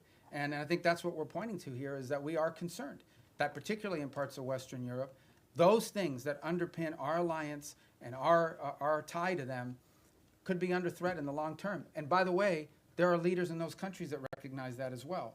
Some say it openly, some say it privately. In the eastern and southern part of Europe, they're much more open about it. Nonetheless, it is a factor that needs to be addressed. Yes, ma'am. Was it the New York Post? So you said earlier that you don't see a surrender happening anytime soon when it comes to Ukraine and Russia. Putin says he will accept nothing less than an unconditional surrender, but if this latest intensive push for peace talks fails, is there anything that the U.S. can do to make Russia want to end its war? And then secondly, some of the most major foreign policy issues from Venezuela, Iran, Ukraine, Israel, have been assigned special envoys who do not report directly to the State Department, which obviously has a larger view of how these conflicts affect each other. How intimately has State been involved with these envoys' strategies and actions this year? And do you see State taking a larger role in these kind of day-to-day negotiations? I disagree with the premise of your question. I mean, every envoy that's been involved in all these critical issues, I personally work with very closely. I talk to them 4 or 5 times a day, or meet with them, or they're in the White House, or they're here, primarily in the White House, or they're involved in the same meetings we're involved in. I mean, that's just not factual. No one is out there doing independent action. All of it is strongly coordinated. It's one of the benefits of also being the National Security Advisor, is it allows us to also organize the interagency. Every single one of these envoys, I speak about Steve Woodcock in particular, who's a phenomenal person, very smart, very talented, who dedicates, he doesn't get paid to do this job, he does it for free. And he invests a tremendous amount of time, full time on this thing, traveling all over the world, doing all kinds of things. Okay, but Steve doesn't do anything independently. He relies on the interagency. He gets support from Treasury, sometimes from Commerce, certainly from the Department of War, and from the State Department. In fact, he's staffed in many of these visits by State Department folks, and including the ones in Miami, especially as we get to the technical parts of these agreements. So the synergy there is very tight across the board. And so I think that that's not factual. I was referring to Envoy Grinnell with Venezuela and some of those conflicts earlier this year that really kind of weren't helpful in getting towards the release of the prisoners. Look, everything that's been done in this administration has been coordinated in some form or fashion.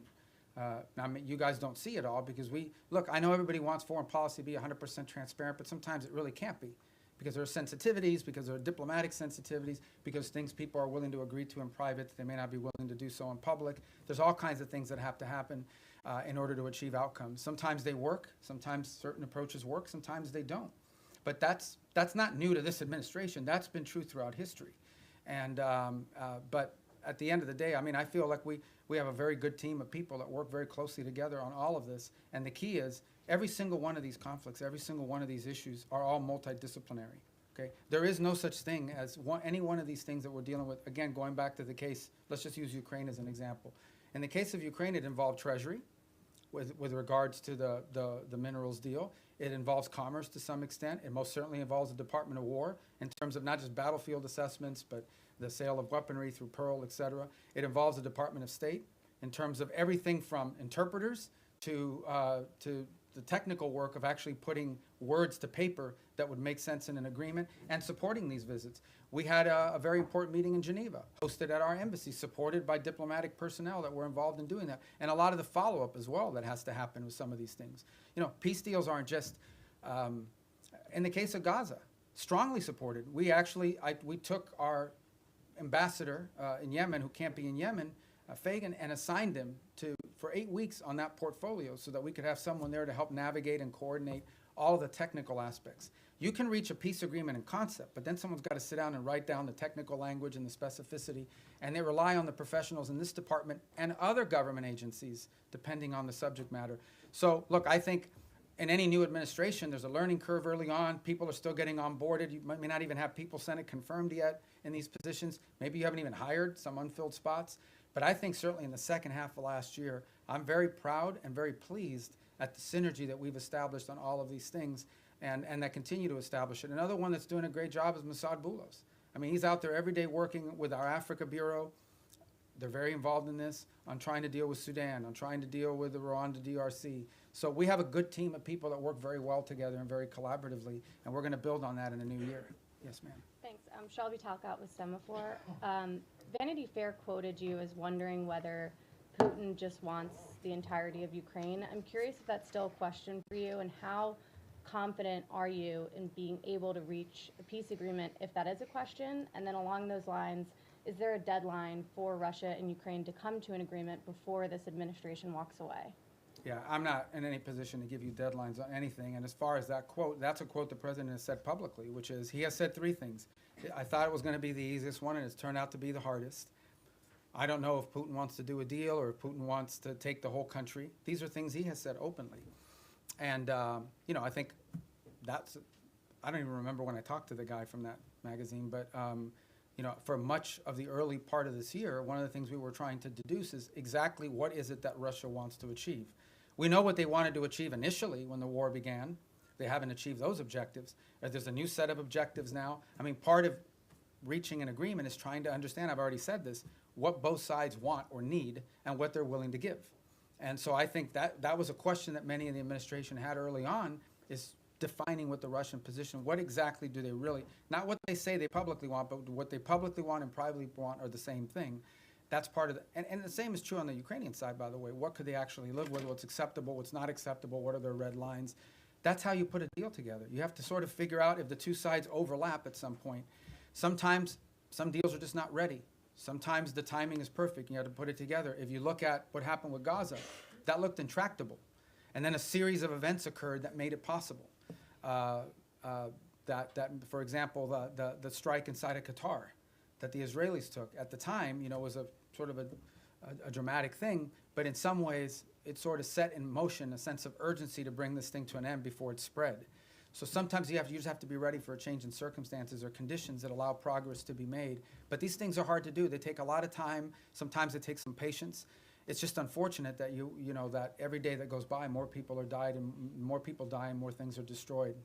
Yes, sir. To come back to your comments earlier on Sudan, you mentioned this concern about transshipment and weapons coming from overseas to Sudan. Could you sort of put a slightly finer point on it? Have you raised this with the UAE in your meetings that they need to stop providing support to the RSF? And have you got any commitment or any kind of look, none of these, neither side has their own factories for the most part, right? All these weapons are acquired from abroad. They have to come from somewhere else, and they have to come through somewhere else. So someone is allowing it to be shipped in, and someone is actually shipping it. So we've had the right and appropriate conversations with all sides of this conflict, because that is their leverage. Without their support, neither side can continue. So that's why we need to engage, and that's why we've engaged the parties involved in all of this. I don't want to find myself here in a position of picking on anybody other than to say that we think and we're hopeful that we can make some progress on this, but we know that in order to make progress on this, it will require outside actors to use their leverage and their pressure to make that come about, particularly this humanitarian truce, which is the first thing we want to achieve. We think that outside actors have the leverage and the influence over the players on the ground to bring about this humanitarian truce. And we are very focused on it. I had a conversation on it yesterday. We have spoken to the UAE, we've spoken to Saudi, we've spoken to Egypt, and this is not new. We've been talking to them. We signed a document with them in September at the UN gatherings. We had previous meetings with them before that. So this is not a new engagement. It's just one that's had a higher sense of urgency given recent events there. But yeah, we're involved every single day trying to work through this, because we do understand that, and this is not new to this conflict.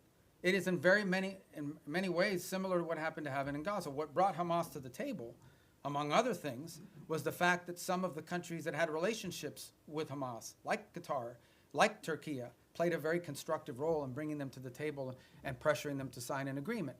And we played a similar role on the other side. So, you know, it's not unusual that you would involve outside actors in using leverage to bring parties to the table to agree on something. Yes, ma'am. Thank you, Mr. Secretary. On Venezuela, what is the U.S. willing to commit if Maduro is ousted from power to ensure that the country doesn't plunge further into instability in sort of a I don't power have any vacuum? announcements on that right And now. do you see Maria Corina Machado and Edmundo Gonzalez as the heir apparents for power? in Well, we don't Venezuela? believe, Maduro's not legit. We've been pretty clear. We didn't recognize him as a legitimate president. The previous administration didn't as well. The first Trump administration didn't either. He's not the legitimately elected president. They had an election last year that was stolen, and everyone knows it. Even all the countries in the region know it. And but you know, I don't really have anything to add other than what I've said today with regards to Venezuela. Thank you, Mr. Secretary, for doing this. According to a poll by the Reagan Institute, 62% of all Americans support the use of military force against suspected drug traffickers in the Caribbean. And among MAGA Republicans, 90% support the military use against suspected drug traffickers in the Caribbean. So how does the State Department view or analyze these figures? Yeah, I mean, we don't do foreign policy by poll, and our job is to carry out the directives of the president. The president was elected. Donald J. Trump was elected the president of the United States, and he promised that if elected, he would go after drug cartels, and that's what he's doing. He is keeping a promise he made to the American people upon which they elected him to be president. He told them he would protect this country, and that's what he's doing, and he told them he would go after drug cartels, and that's what he's doing. So it doesn't surprise me if that poll is accurate, because the president's simply living up to the promises that he made when he ran for office. Yes, ma'am. Mr. Secretary, on Gaza, you've said repeatedly in this room now that this is a process, that phase 2 could take next 2 to 3 years. Is there a possibility To fully implement. To fully You implement. can't build buildings in one day. Right? Is there a possibility in your mind that the status quo, more or less as we see it now, with this sort of insufficient flow of aid, periodic violations of the ceasefire by each side, a lack of reconstruction, and of course the absence of an international security force, that this could potentially continue more or less through the rest of the president's term? And if not, I'm not asking for a date, but I think we'd all like to know. We've heard from the president and yourself that there are all these countries that want to join the international security force. When will they deploy? Are we talking in the next year, in the next couple of years? And is there a certain amount of time that could pass at which point the administration, without an ISF, at which point the administration would green light or will green light Israel to resume its war? The way to answer that question is this way. No one is arguing that the status quo is sustainable in the long term nor desirable. And that's why we have a sense of urgency about bringing phase 1 to its full completion, which is the establishment of the Board of Peace and the Palestinian Technocratic Authority or organization that's going to be on the ground. And then the stabilization force comes closely thereafter. Once we've established that, we have a lot of confidence that we are going to have the donors for the reconstruction effort and for all the humanitarian support in the long-term building of phases 2 and phases 3.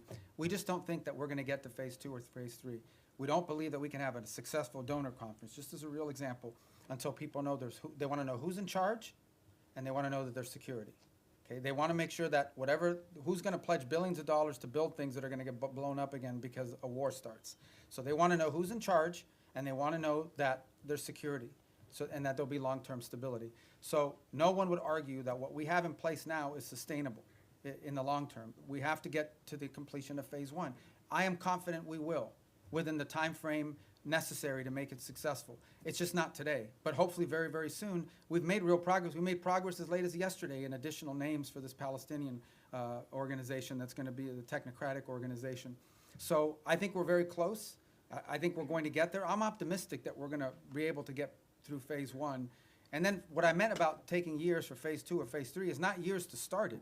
I'm just being, to rebuild a place, to put buildings and rebuild an economy, that takes time. You'll have the donors, but you still have to have the equipment. You got to build. You have to do all that sort of thing. This is a long-term project. Phase 1 is not a long-term project. It has to happen. I'm confident it'll happen within a time frame that makes it successful. We're very committed to it, and so is everybody else.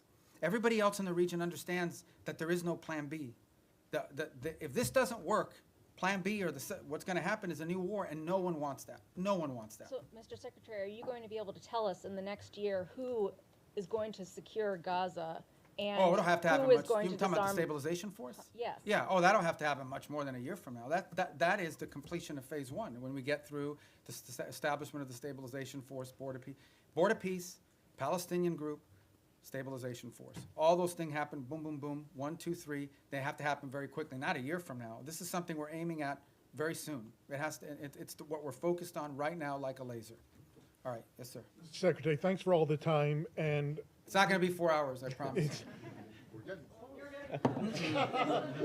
It's an hour and a half. you see the press corps is hungry for engagement here. I hope the State Department will return to regular press briefings soon. You got a great spokesperson's unit over there that's more than capable of handling it. A couple quick questions. The President directed you through executive order to explore sanctions of sectors and chapters of the Muslim Brotherhood. Qatar is ground zero for the Muslim Brotherhood. This administration obviously has a very close relationship with the Qataris. How do you confront the Muslim Brotherhood without confronting the Qataris? That's my first question. Second question is on UNRWA. There's a report that the State Department is in deep discussions about possibly sanctioning UNRWA. What's your mindset on that, and do you feel there is any role for UNRWA absent humanitarian aid delivery in the future? I think we can deliver humanitarian aid without UNRWA. I think UNRWA is a corrupted organization that's unsalvageable, period. And I think our policies reflect that. On the first point that you talked about, I think we'll have some announcements, and not today, early next week, on Muslim Brotherhood. Designating groups there's a series of internal steps, despite what people may or may not perceive. There are things we have to meet, criteria we have to meet, information we have to have, boxes we have to check, legal reviews that have to happen, and that takes time. So, but I think there'll be announcements very soon on that. Probably as early, if not today, early this next week. Do you expect pushback from the Qataris? Well, I'm not going to comment on which segments of the Muslim Brotherhood. As you know, there are different chapters, for lack of a better term, and individuals spread throughout the world. But the President's issued his executive order, and we're working through the execution of it. And we'll get to what we need to get to. A lot of this obviously depends, from a legal review standpoint. You have to have certain information that you can cite in order to justify the designation. So we're working through that. We'll have some announcements next week, and they won't be the last announcements that we have. Yes, sir. Yeah, Mr. Secretary, thank you for doing this today. This conversation between my colleagues and yourself paints a seemingly chaotic and hostile world at times. So very simply and generally put, what do you believe is the biggest threat facing the United States today? I don't know we live in a world where we have a single threat that we can identify. I think there are multiple things that you look, both short-term and long-term. As I pointed to in the hemisphere, in our own hemisphere, closest to home geographically, it's the rise of and the power of transnational criminal terrorist group who are destabilizing nation states throughout the region and pose a direct threat to the United States through overthrowing governments, destabilizing these governments, leading to mass migration, and certainly the trafficking of drugs, and also providing fertile ground for potential, outside of hemisphere actors to act within our hemisphere in the long term. That's a major threat. I think we face some challenges. And now we know the United States industrial base, the United States supply chains become dangerously dependent on other countries for many of the things that are elemental and critical to our, not just sustaining what we have, but building the economy of the 21st century. And so building up our industrial base and diversifying our supply chains are a critical threat that the United States needs to confront. I think related to that, not directly related to the Department of State, but somewhat related to the United States, is building up our defense industrial base as well. One of the challenges that we face, and so does much of the world, certainly in the West, is the ability to build weaponry at a scale and scope necessary, not just to deal with the threats of today, but to innovate and develop those tomorrow. It simply just takes too long to build up defense articles, get them to market in a timely fashion. And not only do we complain about that, but we have allies who want to buy things from us that we just haven't been able to produce fast enough. And so the President's made that a priority to confront. I think beyond that, I think you would argue that in the big picture, long term, we have to understand that the United States has interests in every part of the world that are related to these two threats. In the case of Africa, we see countries that have extraordinary opportunity to develop economically, the youngest population in the world, and the United States wants to have relationships, both commercial and personal, with many of these nations as they emerge in their own right into an era of prosperity. We want to be there to help assist in that if possible. We want to make sure that American interests are taken into account. Unfortunately, there are many countries around the world that in the past have had to rely on predatory practices of other countries to receive stability, to receive funds necessary to build infrastructure or what have you. We want to make sure that American businesses are at the table offering alternatives, be it in telecommunication, be it in artificial intelligence and technology, be it in basic infrastructure. So there's a lot of things to uncover and unpack, and I think in the long term as well. And I think our national security strategy reflects a lot of this. So I wish we lived in a world where we had one major threat. Many of these are interrelated. Yes, sir. Thank you, Mr. Secretary. I was going to ask my questions in Calibri, but since you do not Wow. communicate that I in that speak Times New anymore, Roman, I so- am. I'm going to ask in Times New Roman instead. Sorry about the Dolphins. It's all right. I know that you don't want to predict anything, but whether you're at these meetings in Miami, obviously not today, but maybe tomorrow, do you think there's any chance of having some kind of announceable progress before New Year? In other words, are we going to be working on New Year's Eve? We might be, if it's necessary and productive. You know, we're going to work as long as it takes. Okay. And by the way, these are the meetings you know about, but there's talks going on every single day. There was a meeting earlier this week in Berlin. There's phone calls every day. There's phone calls every day, be it with my counterparts that are national security advisors, or my counterparts that are foreign ministers, or what Steve is engaged in, or what Jared's been engaged in, or what even at the diplomatic level, some of, you know, there are days where it's Matt Whitaker, over our ambassador to NATO, that's involved in a conversation, or one of our ambassadors, ones in the nation states that are relaying back a conversation or involved in one. So there's work happening every day, all the time, probably around the clock. Not just on Ukraine, but on all these other things. Okay. And then So, just but these are the meetings you know about, and everybody kind of focuses on them as big events, but there's work happening all the time that lead up to those meetings and follow those meetings. As far as predicting a timeline, look, I'm not going to do that. This is a difficult task. It's an important one. We're focused on it. We want to get there as soon as possible. Okay, so and then obviously Gaza and Ukraine are still works in progress, but of the peace agreements that have been reached so far, 2 of them are in obvious trouble, right? You know, obviously which ones they are: Cambodia, Thailand, DRC, Rwanda. In retrospect, and I know that work is being done to try and resuscitate these, but in retrospect, do you think that the administration, the president, but also others, declared victory on these too early? I mean, this fighting, for example, with Thailand and Cambodia did stop. Both sides have made commitments in writing that they signed. Those commitments today are not being kept as a result of both sides claim grievances against one another. And so the work now is to bring them back to the table. The ASEAN ministers will be meeting on Monday. I had a call yesterday with my Thai counterpart and intend to do the same, and we've been involved, the president, in conversations this weekend. And our hope is between now and Monday to work to bring everybody back to compliance with the agreements that were made. In the case of the DRC and Rwanda, we have signed commitments from both sides. Those commitments are not being met. But at least we have the signed commitments. We now can hold people to something, and we can push them. And in that case, by the way, for example, in the case of Rwanda DRC, as a good example, not only have we been engaged, but we have asked our friends on the Hill, both Republicans and Democrats, to also engage in conversations of their own with these leaders so they understand this is a bipartisan, you know, multi-branch of government interest in this topic. But the good news about both of those is we have signed agreements. At least we have something we can push them towards compliance on. But as I said, in many of these cases with peace, you sign a peace deal, there's compliance, something happens, they fall out of compliance, you got to bring them back, you got to try to push. But at least you have to, instead of negotiating something new, you're simply trying to now push people back to compliance with what they already agreed on. So I think these are achievements. In the case of Cambodia and Thailand, it actually did stop fighting. It has now restarted, and we are working hard to push everybody back to compliance. And we are cautiously optimistic that we can get there by Monday or Tuesday of next week. We're hopeful. But there's more work to be done to that point. All right. Thank you. Mr. Secretary, you've said, including here today, that Maduro doesn't honor deals. How can the U.S. achieve the goal that you're describing of stopping the drug traffickers and the terrorists without Maduro leaving, number one? And number two, a topic that hasn't been asked about yet, State Department officials have recently met with visiting AFD officials from Germany, and we're hearing from AFD members as well as analysts who see the national security strategy as an effort by the administration to endorse the AFD.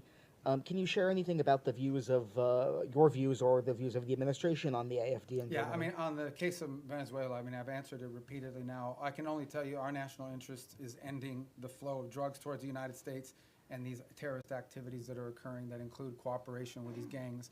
Beyond that, I'm not going to speculate on what leads us to that outcome, other than to say that we're very committed to reaching that outcome. We meet with a broad array of political actors in multiple countries all over the world. They come, they visit the United States. We want to know who they are. We want to meet with them. We want to hear them out. As I told you, we have a president who generally does not view meeting anyone as a concession. So there are broad political actors. We've met with broad political actors from different parts of the Western Hemisphere as well, and broad political actors from different parts of the world. So I think it's important, and part of our job is to understand the full political spectrum of countries around the world, including countries we have alliances with. I would say that many of our allied countries, they meet with Democrats and Republicans. and sometimes libertarians or whoever. I mean, political figures that travel overseas, they also have meetings with them. So part of the job of the State Department is to inform the administration about sort of the internal political dynamics of the countries that we have alliances and partnerships with. Because in the end, we don't know what the outcomes of elections are, but understanding that the internal political climate of individual countries is a key part of determining how we approach and pursue public policy in partnership with them. And that's why, we've had recent elections here in the Western Hemisphere, and we've met with multiple people that are running. Meeting with them does not mean we're endorsing them for president of Bolivia or president of Chile, but we do want to know who these people are and what they're about and what they're thinking, because it informs our work. And by the way, so, we do that from the embassy as well. I mean, we get a lot of the cables I have is a meeting they met with someone who's going to run for president in 2 years. That doesn't mean we're endorsing the person, but we should probably know a little bit about them in case they win. And even if they don't win, if their party has votes in the parliament or votes in their legislative branch, that's an important factor to consider. Yes. Thank you. Some key European and regional allies say they're limiting intelligence sharing with the United States because they're worried that the boat strikes violate international law and they don't want to be involved. Doesn't that strain these relations with key partners that you say you need in order to do these broader security efforts in the region? No. No, it doesn't. I mean, ultimately, at the end of the day, I'm not going to comment on intelligence matters. Look, every day I read stuff that's just not true. Every day. I'm not telling you guys are you guys are being lied to sometimes. Like, sources will come to you and tell you things. Just because they have a government email doesn't mean they know what they're saying. Maybe they just want to sound important. Maybe they have other incentives. I'm not opining about your question in particular. I'm just writ large, but I'm not going to talk about intelligence matters. Suffice it to say that the United States, every boat strike we've conducted, okay? This is not people seeing a boat and say, okay, let the drummer get wicked and blow them up. We're not talking about that stuff. We are presenting every single one of these is justified. We know who's on those boats. We've been tracking them from the very beginning. We know everything about them, okay? There are boat strikes we don't take because they don't meet the criteria, the legal criteria. We have everything we need, and it's one of the reasons why you've seen this massive deployment in the region, is to be able to gather intelligence and paint a picture that we can justify to lawyers based on the law. So I'm very confident about that effort. It's been very successful. Thank you, sir. Back to terrorist designations. Last month, the State Department designated 4 European groups aligned with Antifa as foreign terrorist organizations. Could we see more designations like that in the works for left-wing extremist groups, and what could the scope Yeah, I mean, of if that the look group's like? involved in firebombing, if there's anybody involved in, activities such as that could potentially inspire or lead to violence in the United States, we're going to designate them. So sure, if you have any we want to suggest, I will look at them. Okay, here you go. I told you we'd get to you. Go ahead. Thank you very much. Thanks for your patience. Mr. Secretary, I wanted to drill down on the way you and the administration see America's national interests, because you said that Ukraine is not on our continent, not our war. You said something in our own hemisphere is more important. So this involves both our commitment to the negotiations in Ukraine, which the President is passionately committed to for ending the rising numbers of deaths, he says. Russian President Putin told my colleague, Keir Simmons, today at the news conference in Moscow, we do not consider ourselves responsible for the loss of life because it was not us who started this war. Does the administration, does the President, you, the administration, believe that Putin was not the aggressor here? And if so, how can you reach an agreement between two parties when the aggressor will not acknowledge that he invaded a sovereign country? Let me, if I just may follow. So how do you reach any kind of compromise or ceasefire when Vladimir Putin repeatedly says, and you say that may not be what he really believes, but he has never said that he would make concessions publicly. And he's never said that he invaded Ukraine. He's always said that that is Russian territory. So why is that not in our national interest? When also in our hemisphere, if it's impossible to eliminate the threat of narco-terrorism as you describe it, with Maduro in charge, you've described the extent beyond narco-terrorism and drug trafficking of his threat. You've described it today as a threat to the region. Doesn't that mean there will have to be regime change? And is it in America's national interest to get involved in regime change in our hemisphere, given what's happened before? And why is Maduro this overriding, I mean, he is an overriding threat by all acknowledgement, but why is the former president of Honduras not a regional threat, who was personally involved in, hundreds of tons? All right. So let me take the second one for the first one. On the president of Honduras, I'm not involved in the pardon process, which is what that was. He's no longer in office. So that might be. He was in a U.S. prison. No, I understand, but I can't comment on our pardons process because that's not an area that I have many jobs, but that ain't one of them. So I'm not hiding from it. I'm just telling you I don't know. I can't give you an informed answer on that because I was just involved in that process. As far as the question of Maduro and his impediment, look, I've just made the observation that it's hard to make a deal with someone. Everybody says, everybody says we should go to negotiation. All I'm observing, I'm just saying all I'm observing is he's never kept any of the deals he's made in the past, which makes it difficult to consider making one in the future. Beyond that, I'm not going to speculate about what might or may not happen. Ultimately, I can tell you what our goals are and what our interests are, and that's how we've defined them. Well, in Now, 2019, didn't he get bailed out by Cuban military, Cuban intelligence, outside forces? And so ultimately, with this blockade, is this partly, yes, Maduro, but partly to get at Cuba and Iran and the recipients of this sanctioned oil? This action on the boats, these are sanctioned, but these are enforcement actions. That's what they are.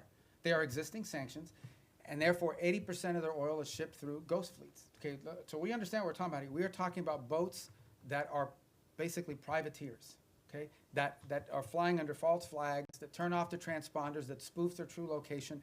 They are hired to evade sanctions. We are simply enforcing sanctions. Every one of these has a court order attached to it. We go to a judge, the judge issues the warrant, we're executing. These are enforcement actions. That the fact that they happen to impact a terrorist regime, is a good thing, but they are enforcement actions, and we are conducting enforcement actions. On the case of Ukraine, no one has said that Ukraine is a zero in terms of our national interests. We have sold them billions of dollars worth of weaponry. We've provided them in previous billions of dollars worth of weaponry. We continue to provide them intelligence support. And we have sanctioned. The president has sanctioned the Russian Federation. He issued oil sanctions. All the oil sanctions everybody wanted him to do, he did them. He did them a month and a half ago. All I'm saying, now you point to all the stuff about, does Putin say this? Does Putin? That's why this issue set is difficult. I'm not claiming anything other than the fact that we understand it's difficult. We understand that you're not going to have a deal unless both sides have to give and both sides have to get. Both sides will have to make concessions if you're going to have a deal. You may not have a deal. We may not have a deal. It's unfortunate. The U.S. should walk away from that if it well, is not a prime region interest because it's not in our continent. That's not my decision to make. Ultimately, the president will make a determination if and when he feels like further U.S. engagement is no longer productive or serves the national interest. That's a decision the president have to make. I can't speculate about that. All right, yes. Mr. Secretary, a question for you on Venezuela and then quickly on Ukraine. You mentioned Maduro was not the only one indicted by the United States in the Southern District. Does that mean it is U.S. policy that not just Maduro, but his top regime lieutenants, cabinet members, that they all must exit? Yeah, no, I point to the indictment simply as when people say, well, how do we are alleging that he is, and I guess, you can describe it any way you want. I just want to make clear, this is not something we came up with. Right. We're basing it on a federal indictment and a superseding indictment. Cabello's in there. Yeah, a bunch of people are.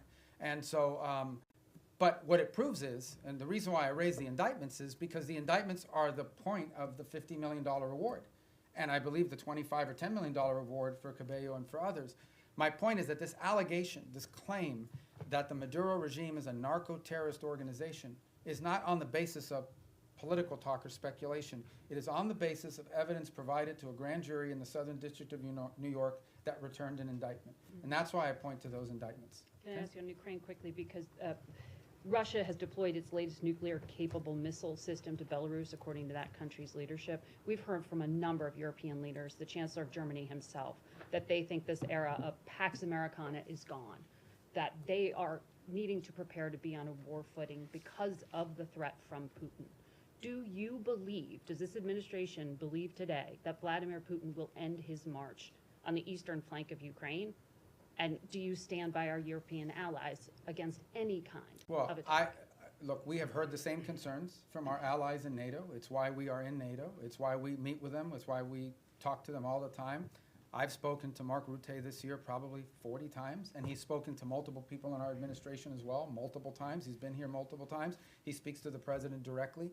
It's why the United States basically is over 50% of NATO, both in troop commitments and in financial commitments as well. It's why we remain in NATO. It's why the president had a very positive visit in NATO. In the end, that's why we're in this alliance. And that's why Article 5 in the NATO alliance is important, and the president has reiterated that. We think it's a very strong deterrent against any of these fears or concerns that any of our allies in the region may have. And the president's been clear that we are committed to NATO, we're committed to the alliance, and our commitment isn't just rhetorical. Our commitment is in action, in the troops that have been deployed, in the monies that have been spent, in the capabilities that are located, in the cooperation and work that we do every single day with our NATO allies. The only thing we're asking for, which is not unfair, is for our partners in the alliance to improve their own capabilities. Because the more capable our allies in NATO are, the more capable NATO is. But are We're you going to saying keep these doing our allies part. are- We just want them to do more. And they've committed to do more. But these allies are saying that they are concerned now. Sure. And that's why we have NATO. So nothing has changed? Pax Americana, what the Chancellor Oh, I don't Germany know. said I don't know would why he's saying that. You'll have to ask him why he's saying that. The truth of the matter is that NATO is the key defense alliance and agreement that has provided stability on the European continent. We believe it is stronger today than it's ever been because our allies have committed to increase their own defense spending. The more capable our allies are, we've already made our commitment. We've been spending billions and billions and billions. It's the single biggest part of the largest government budget in the world is defense spending in the United States. So we've already done our part, and our part isn't just rhetorical, it's real. We have troops stationed there, we have capabilities there, we have weapons we've provided our partners in the region as well. We believe that if you want a strong NATO, you want your allies in NATO to be stronger. The more capable our allies in NATO are, the stronger NATO is collectively. And that's why we're very pleased to see them make that commitment of 5%, with the exception of Spain. And that's why the president left our NATO gathering earlier this year so enthusiastic about the future of NATO and about our role in it. And in fact, that's why the president's been working with NATO countries on the Pearl program, which is what's providing weaponry to the Ukrainians today. Go ahead. Secretario, gracias por su tiempo y por atendernos. Sé que esta es como la 10ª pregunta de Venezuela, pero quiero quedar claro con varias cosas. Primero, usted puede hacer una referencia al comentario que hizo el presidente Trump apolítico cuando dijo los días de Maduro están contados. ¿Eso se refiere a días, semanas, meses? Esperamos un 2026 sin Nicolás Maduro. Y me gustaría también que se refiriera a la orden de escoltar esos buques petroleros que acaba de dar Maduro a su armada, esos buques sancionados que ustedes están incautando. Algunos de ellos ya fueron escoltados, no estaban en la lista de sancionados, pero ¿qué pasaría si eso fuera con un buque sancionado? Y por último, Maduro le ha pedido al ejército colombiano que se una como un solo ejército en medio de su desespero por responder a este cerco. Son 3 preguntas. En el tercero, nosotros no vemos eso como algo serio en términos de involucrar las Fuerzas Armadas de Colombia. En términos de los buques, como bien han dicho, creo que salieron 4 buques ayer, que ninguno de los 4 eran sancionados. Y no existe nada que vaya a impedir nuestra habilidad de poder enforzar las leyes de Estados Unidos en términos de los buques que son sancionados. Y en la primera pregunta yo no voy a especular sobre, tendrá que preguntarle a la Casa Blanca, el comentario del presidente simplemente para decirle que sin duda pensamos que el régimen de Maduro es ilegítimo y que su cooperación con estos grupos terroristas en nuestra región, incluso sus propias actividades terroristas, son una amenaza a la seguridad nacional de Estados Unidos.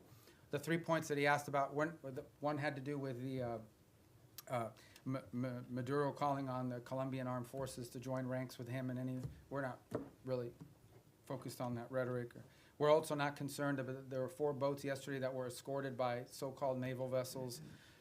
Those were not sanctioned boats to begin with, but there's nothing that's going to impede our ability to enforce U.S. law when it comes to sanctions. We're not concerned about that. Sanctioned boats, we have the capabilities necessary to enforce our laws. We'll have a judicial order, we'll execute on those orders, and there's nothing that will impede us from being able to do that. And on the first point, the question was something about President Trump had said that Maduro's days are numbered. I didn't hear that quote. Was that a recent quote? ¿Esto fue reciente? El 9 de diciembre. Yeah, so ultimately, look, our observation is the same I've made here repeatedly, which is that the fundamental challenge we have here is that the Maduro regime isn't just illegitimate, they openly cooperate in terrorism against the United States. And that's a problem, and it remains a problem, and it's at the core of this. ¿Habló con María Corina Machado? ¿Tiene pensado recibirla en Washington? No está nada programado, yo creo que ella todavía está en Oslo. Pero obviamente yo he hablado con ella mucho en el pasado. Go ahead. Are you going to tell us in English? He asked about Maria Corina Machado. I believe she's still in Norway. I'm sure there'll be a meet. She'll come to the U.S. at some point, and I've obviously spoken to her many, many times over the years. Thank you, sir, for taking so much time with us today. How many visas has the State Department revoked under your leadership so far in the last year, and how many of those are student visas? I forgot the exact number or the breakdown of them. It's over 60 or 70,000 for different variety of reasons. Some are students, some are people that were not in the country, but we denied them re-entry. I can get you the exact numbers. I don't want to be misquoted because that's a rolling number, an average number. But look, this is not a punitive thing. We're going out to try to make examples of it. Our visa system, okay, who you allow to visit your country should reflect the national interest. We said that from the very beginning. It was one of the directives that we got from the president. It's one of the things he ran on. And so our visa process basically is, and there are some times we'll deny people visas because of activities they've undertaken overseas. Other times it's people that have visas but are in the United States doing things that run counter to our national interest. And the law gives us the right, and in fact, I would argue the obligation to remove people like that from our country. And we're going to continue to do it. I mean, it's as simple as that. I mean, sometimes somebody comes in and says, well, I want to come in as a student. They're here as a student, and then once they're here, they're involved in nefarious activity. We're going to remove them from the country.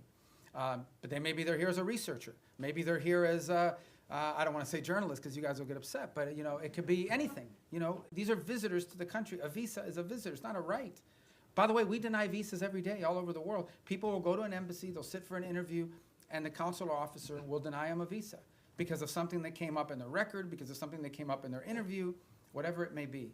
So if you have the power to deny someone a visa before they get one, you most certainly have the power to revoke it once they get one and then do something they shouldn't be doing. So there's a variety of reasons why visas are denied, but all of them are because it implicates our national interest or national security in some way. You began the briefing by talking about your confirmation hearing, and one of the core commitments or goals you set for yourself in that hearing was to rid the State Department of anti-Semitism and what the president calls DEI ideology. When you look back at the last year, have you done that, sir? Have we done what? I'm sorry.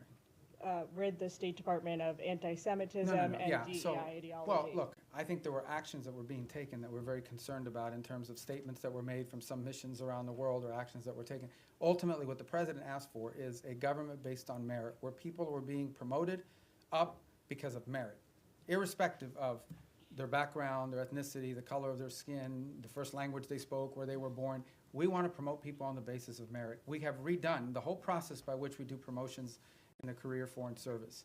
We've redone it in a way that prioritizes the right things. There were people not being promoted in the State Department because even though they were exemplar foreign officers, their DEI score under the previous administration was too low. There were people that were because they weren't committed enough to the DEI cause. So we have very talented people that did not get promoted in the State Department because they did a great job, but they had a low DEI score. We got rid of that. That's not going to exist anymore. We are going to judge people on how good they are at the job that they do. And by the way, we're also opening to promoting people, not just based on seniority. We have some very talented, and I say junior officers, like 10 years, 15 years is considered junior around here. They're very talented. If we don't promote some of these people, we're going to lose them. Because there's a lot of money to be made in the private sector, and the people want to pursue in life. If people don't see upward mobility where they work, if they don't see the opportunity that by working hard and being successful, I'm going to be able to get ahead, they think they're reading roadblocks, they may leave and go work for another agency or outside of government. So we want to promote good people on the basis of merit. And I do think we have made changes. In fact, I just today approved a list of foreign service promotions for the president to submit to Congress. And it's on that new basis. So I'm really happy with that program. And look, we'll tinker with it, we'll improve it as time goes on, but we thought it was critically important that people be promoted on the basis of merit and skill, and not on all these other things, and certainly not on a DEI score. Thank you. Thank you, Mr. Secretary. Given that the Brown University and MIT shooter entered the U.S. with a diversity visa and Secretary Noem has since paused the program, is the State Department looking into considering pursuing permanent changes to the green card system, like changes to eligibility rules? Well, I haven't had a chance to talk to her. I know they suspended that program because they want this. And the reason why you suspend this program is not because you argue everybody who came in under that visa is a bad person and is going to shoot a place up. It's because you want to determine whether there's something in the vetting of that program that's insufficient. Is there a systemic problem in how those decisions are made that needs to be addressed? So I think it's wise to suspend a program until you understand whether there's a deficiency in the program. So you just had a guy that came in through a certain route. You suspend the program to figure out whether something that came up in the interview process should have been a red flag but wasn't identified, so you can fix that before you restart the program. So I would imagine that's the process we're going to go through as well. Okay, yes, sir. Thanks, Mr. Secretary. Thanks for all your time here today. An issue I believe is close to your heart, Cuba. Is it the policy of the United States to seek regime change in Havana? And should we see the developments that are going on right now with Venezuela, the U.S. policies, as part of an effort to bring down the communist government? Yeah, and if I may briefly, do you stand by your statement earlier this year that nobody has died from U.S. aid cuts? On your first point, I think it's not just a policy of this administration. I think every administration would love to see a different type of situation in Cuba. Cuba's a disaster. It's a disaster. It's not just because they're Marxists and because they're terrorists. They're incompetent. These are incompetent people, and they've destroyed that country. On the second point, I'm very proud of the changes we've made in foreign aid. Just yesterday, the day before, we are, I think before the end of this year, going to enter into over 50 compacts, health compacts with different countries around the world. Understand the way this used to work. We used to go to a country and say, we're going to give you a bunch of money for your healthcare programs.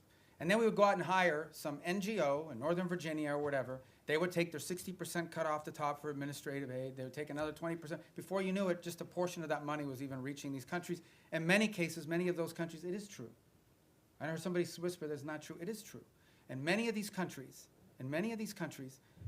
the governments didn't even know how much money was being spent. We are now entering into government-to-government compacts with these governments.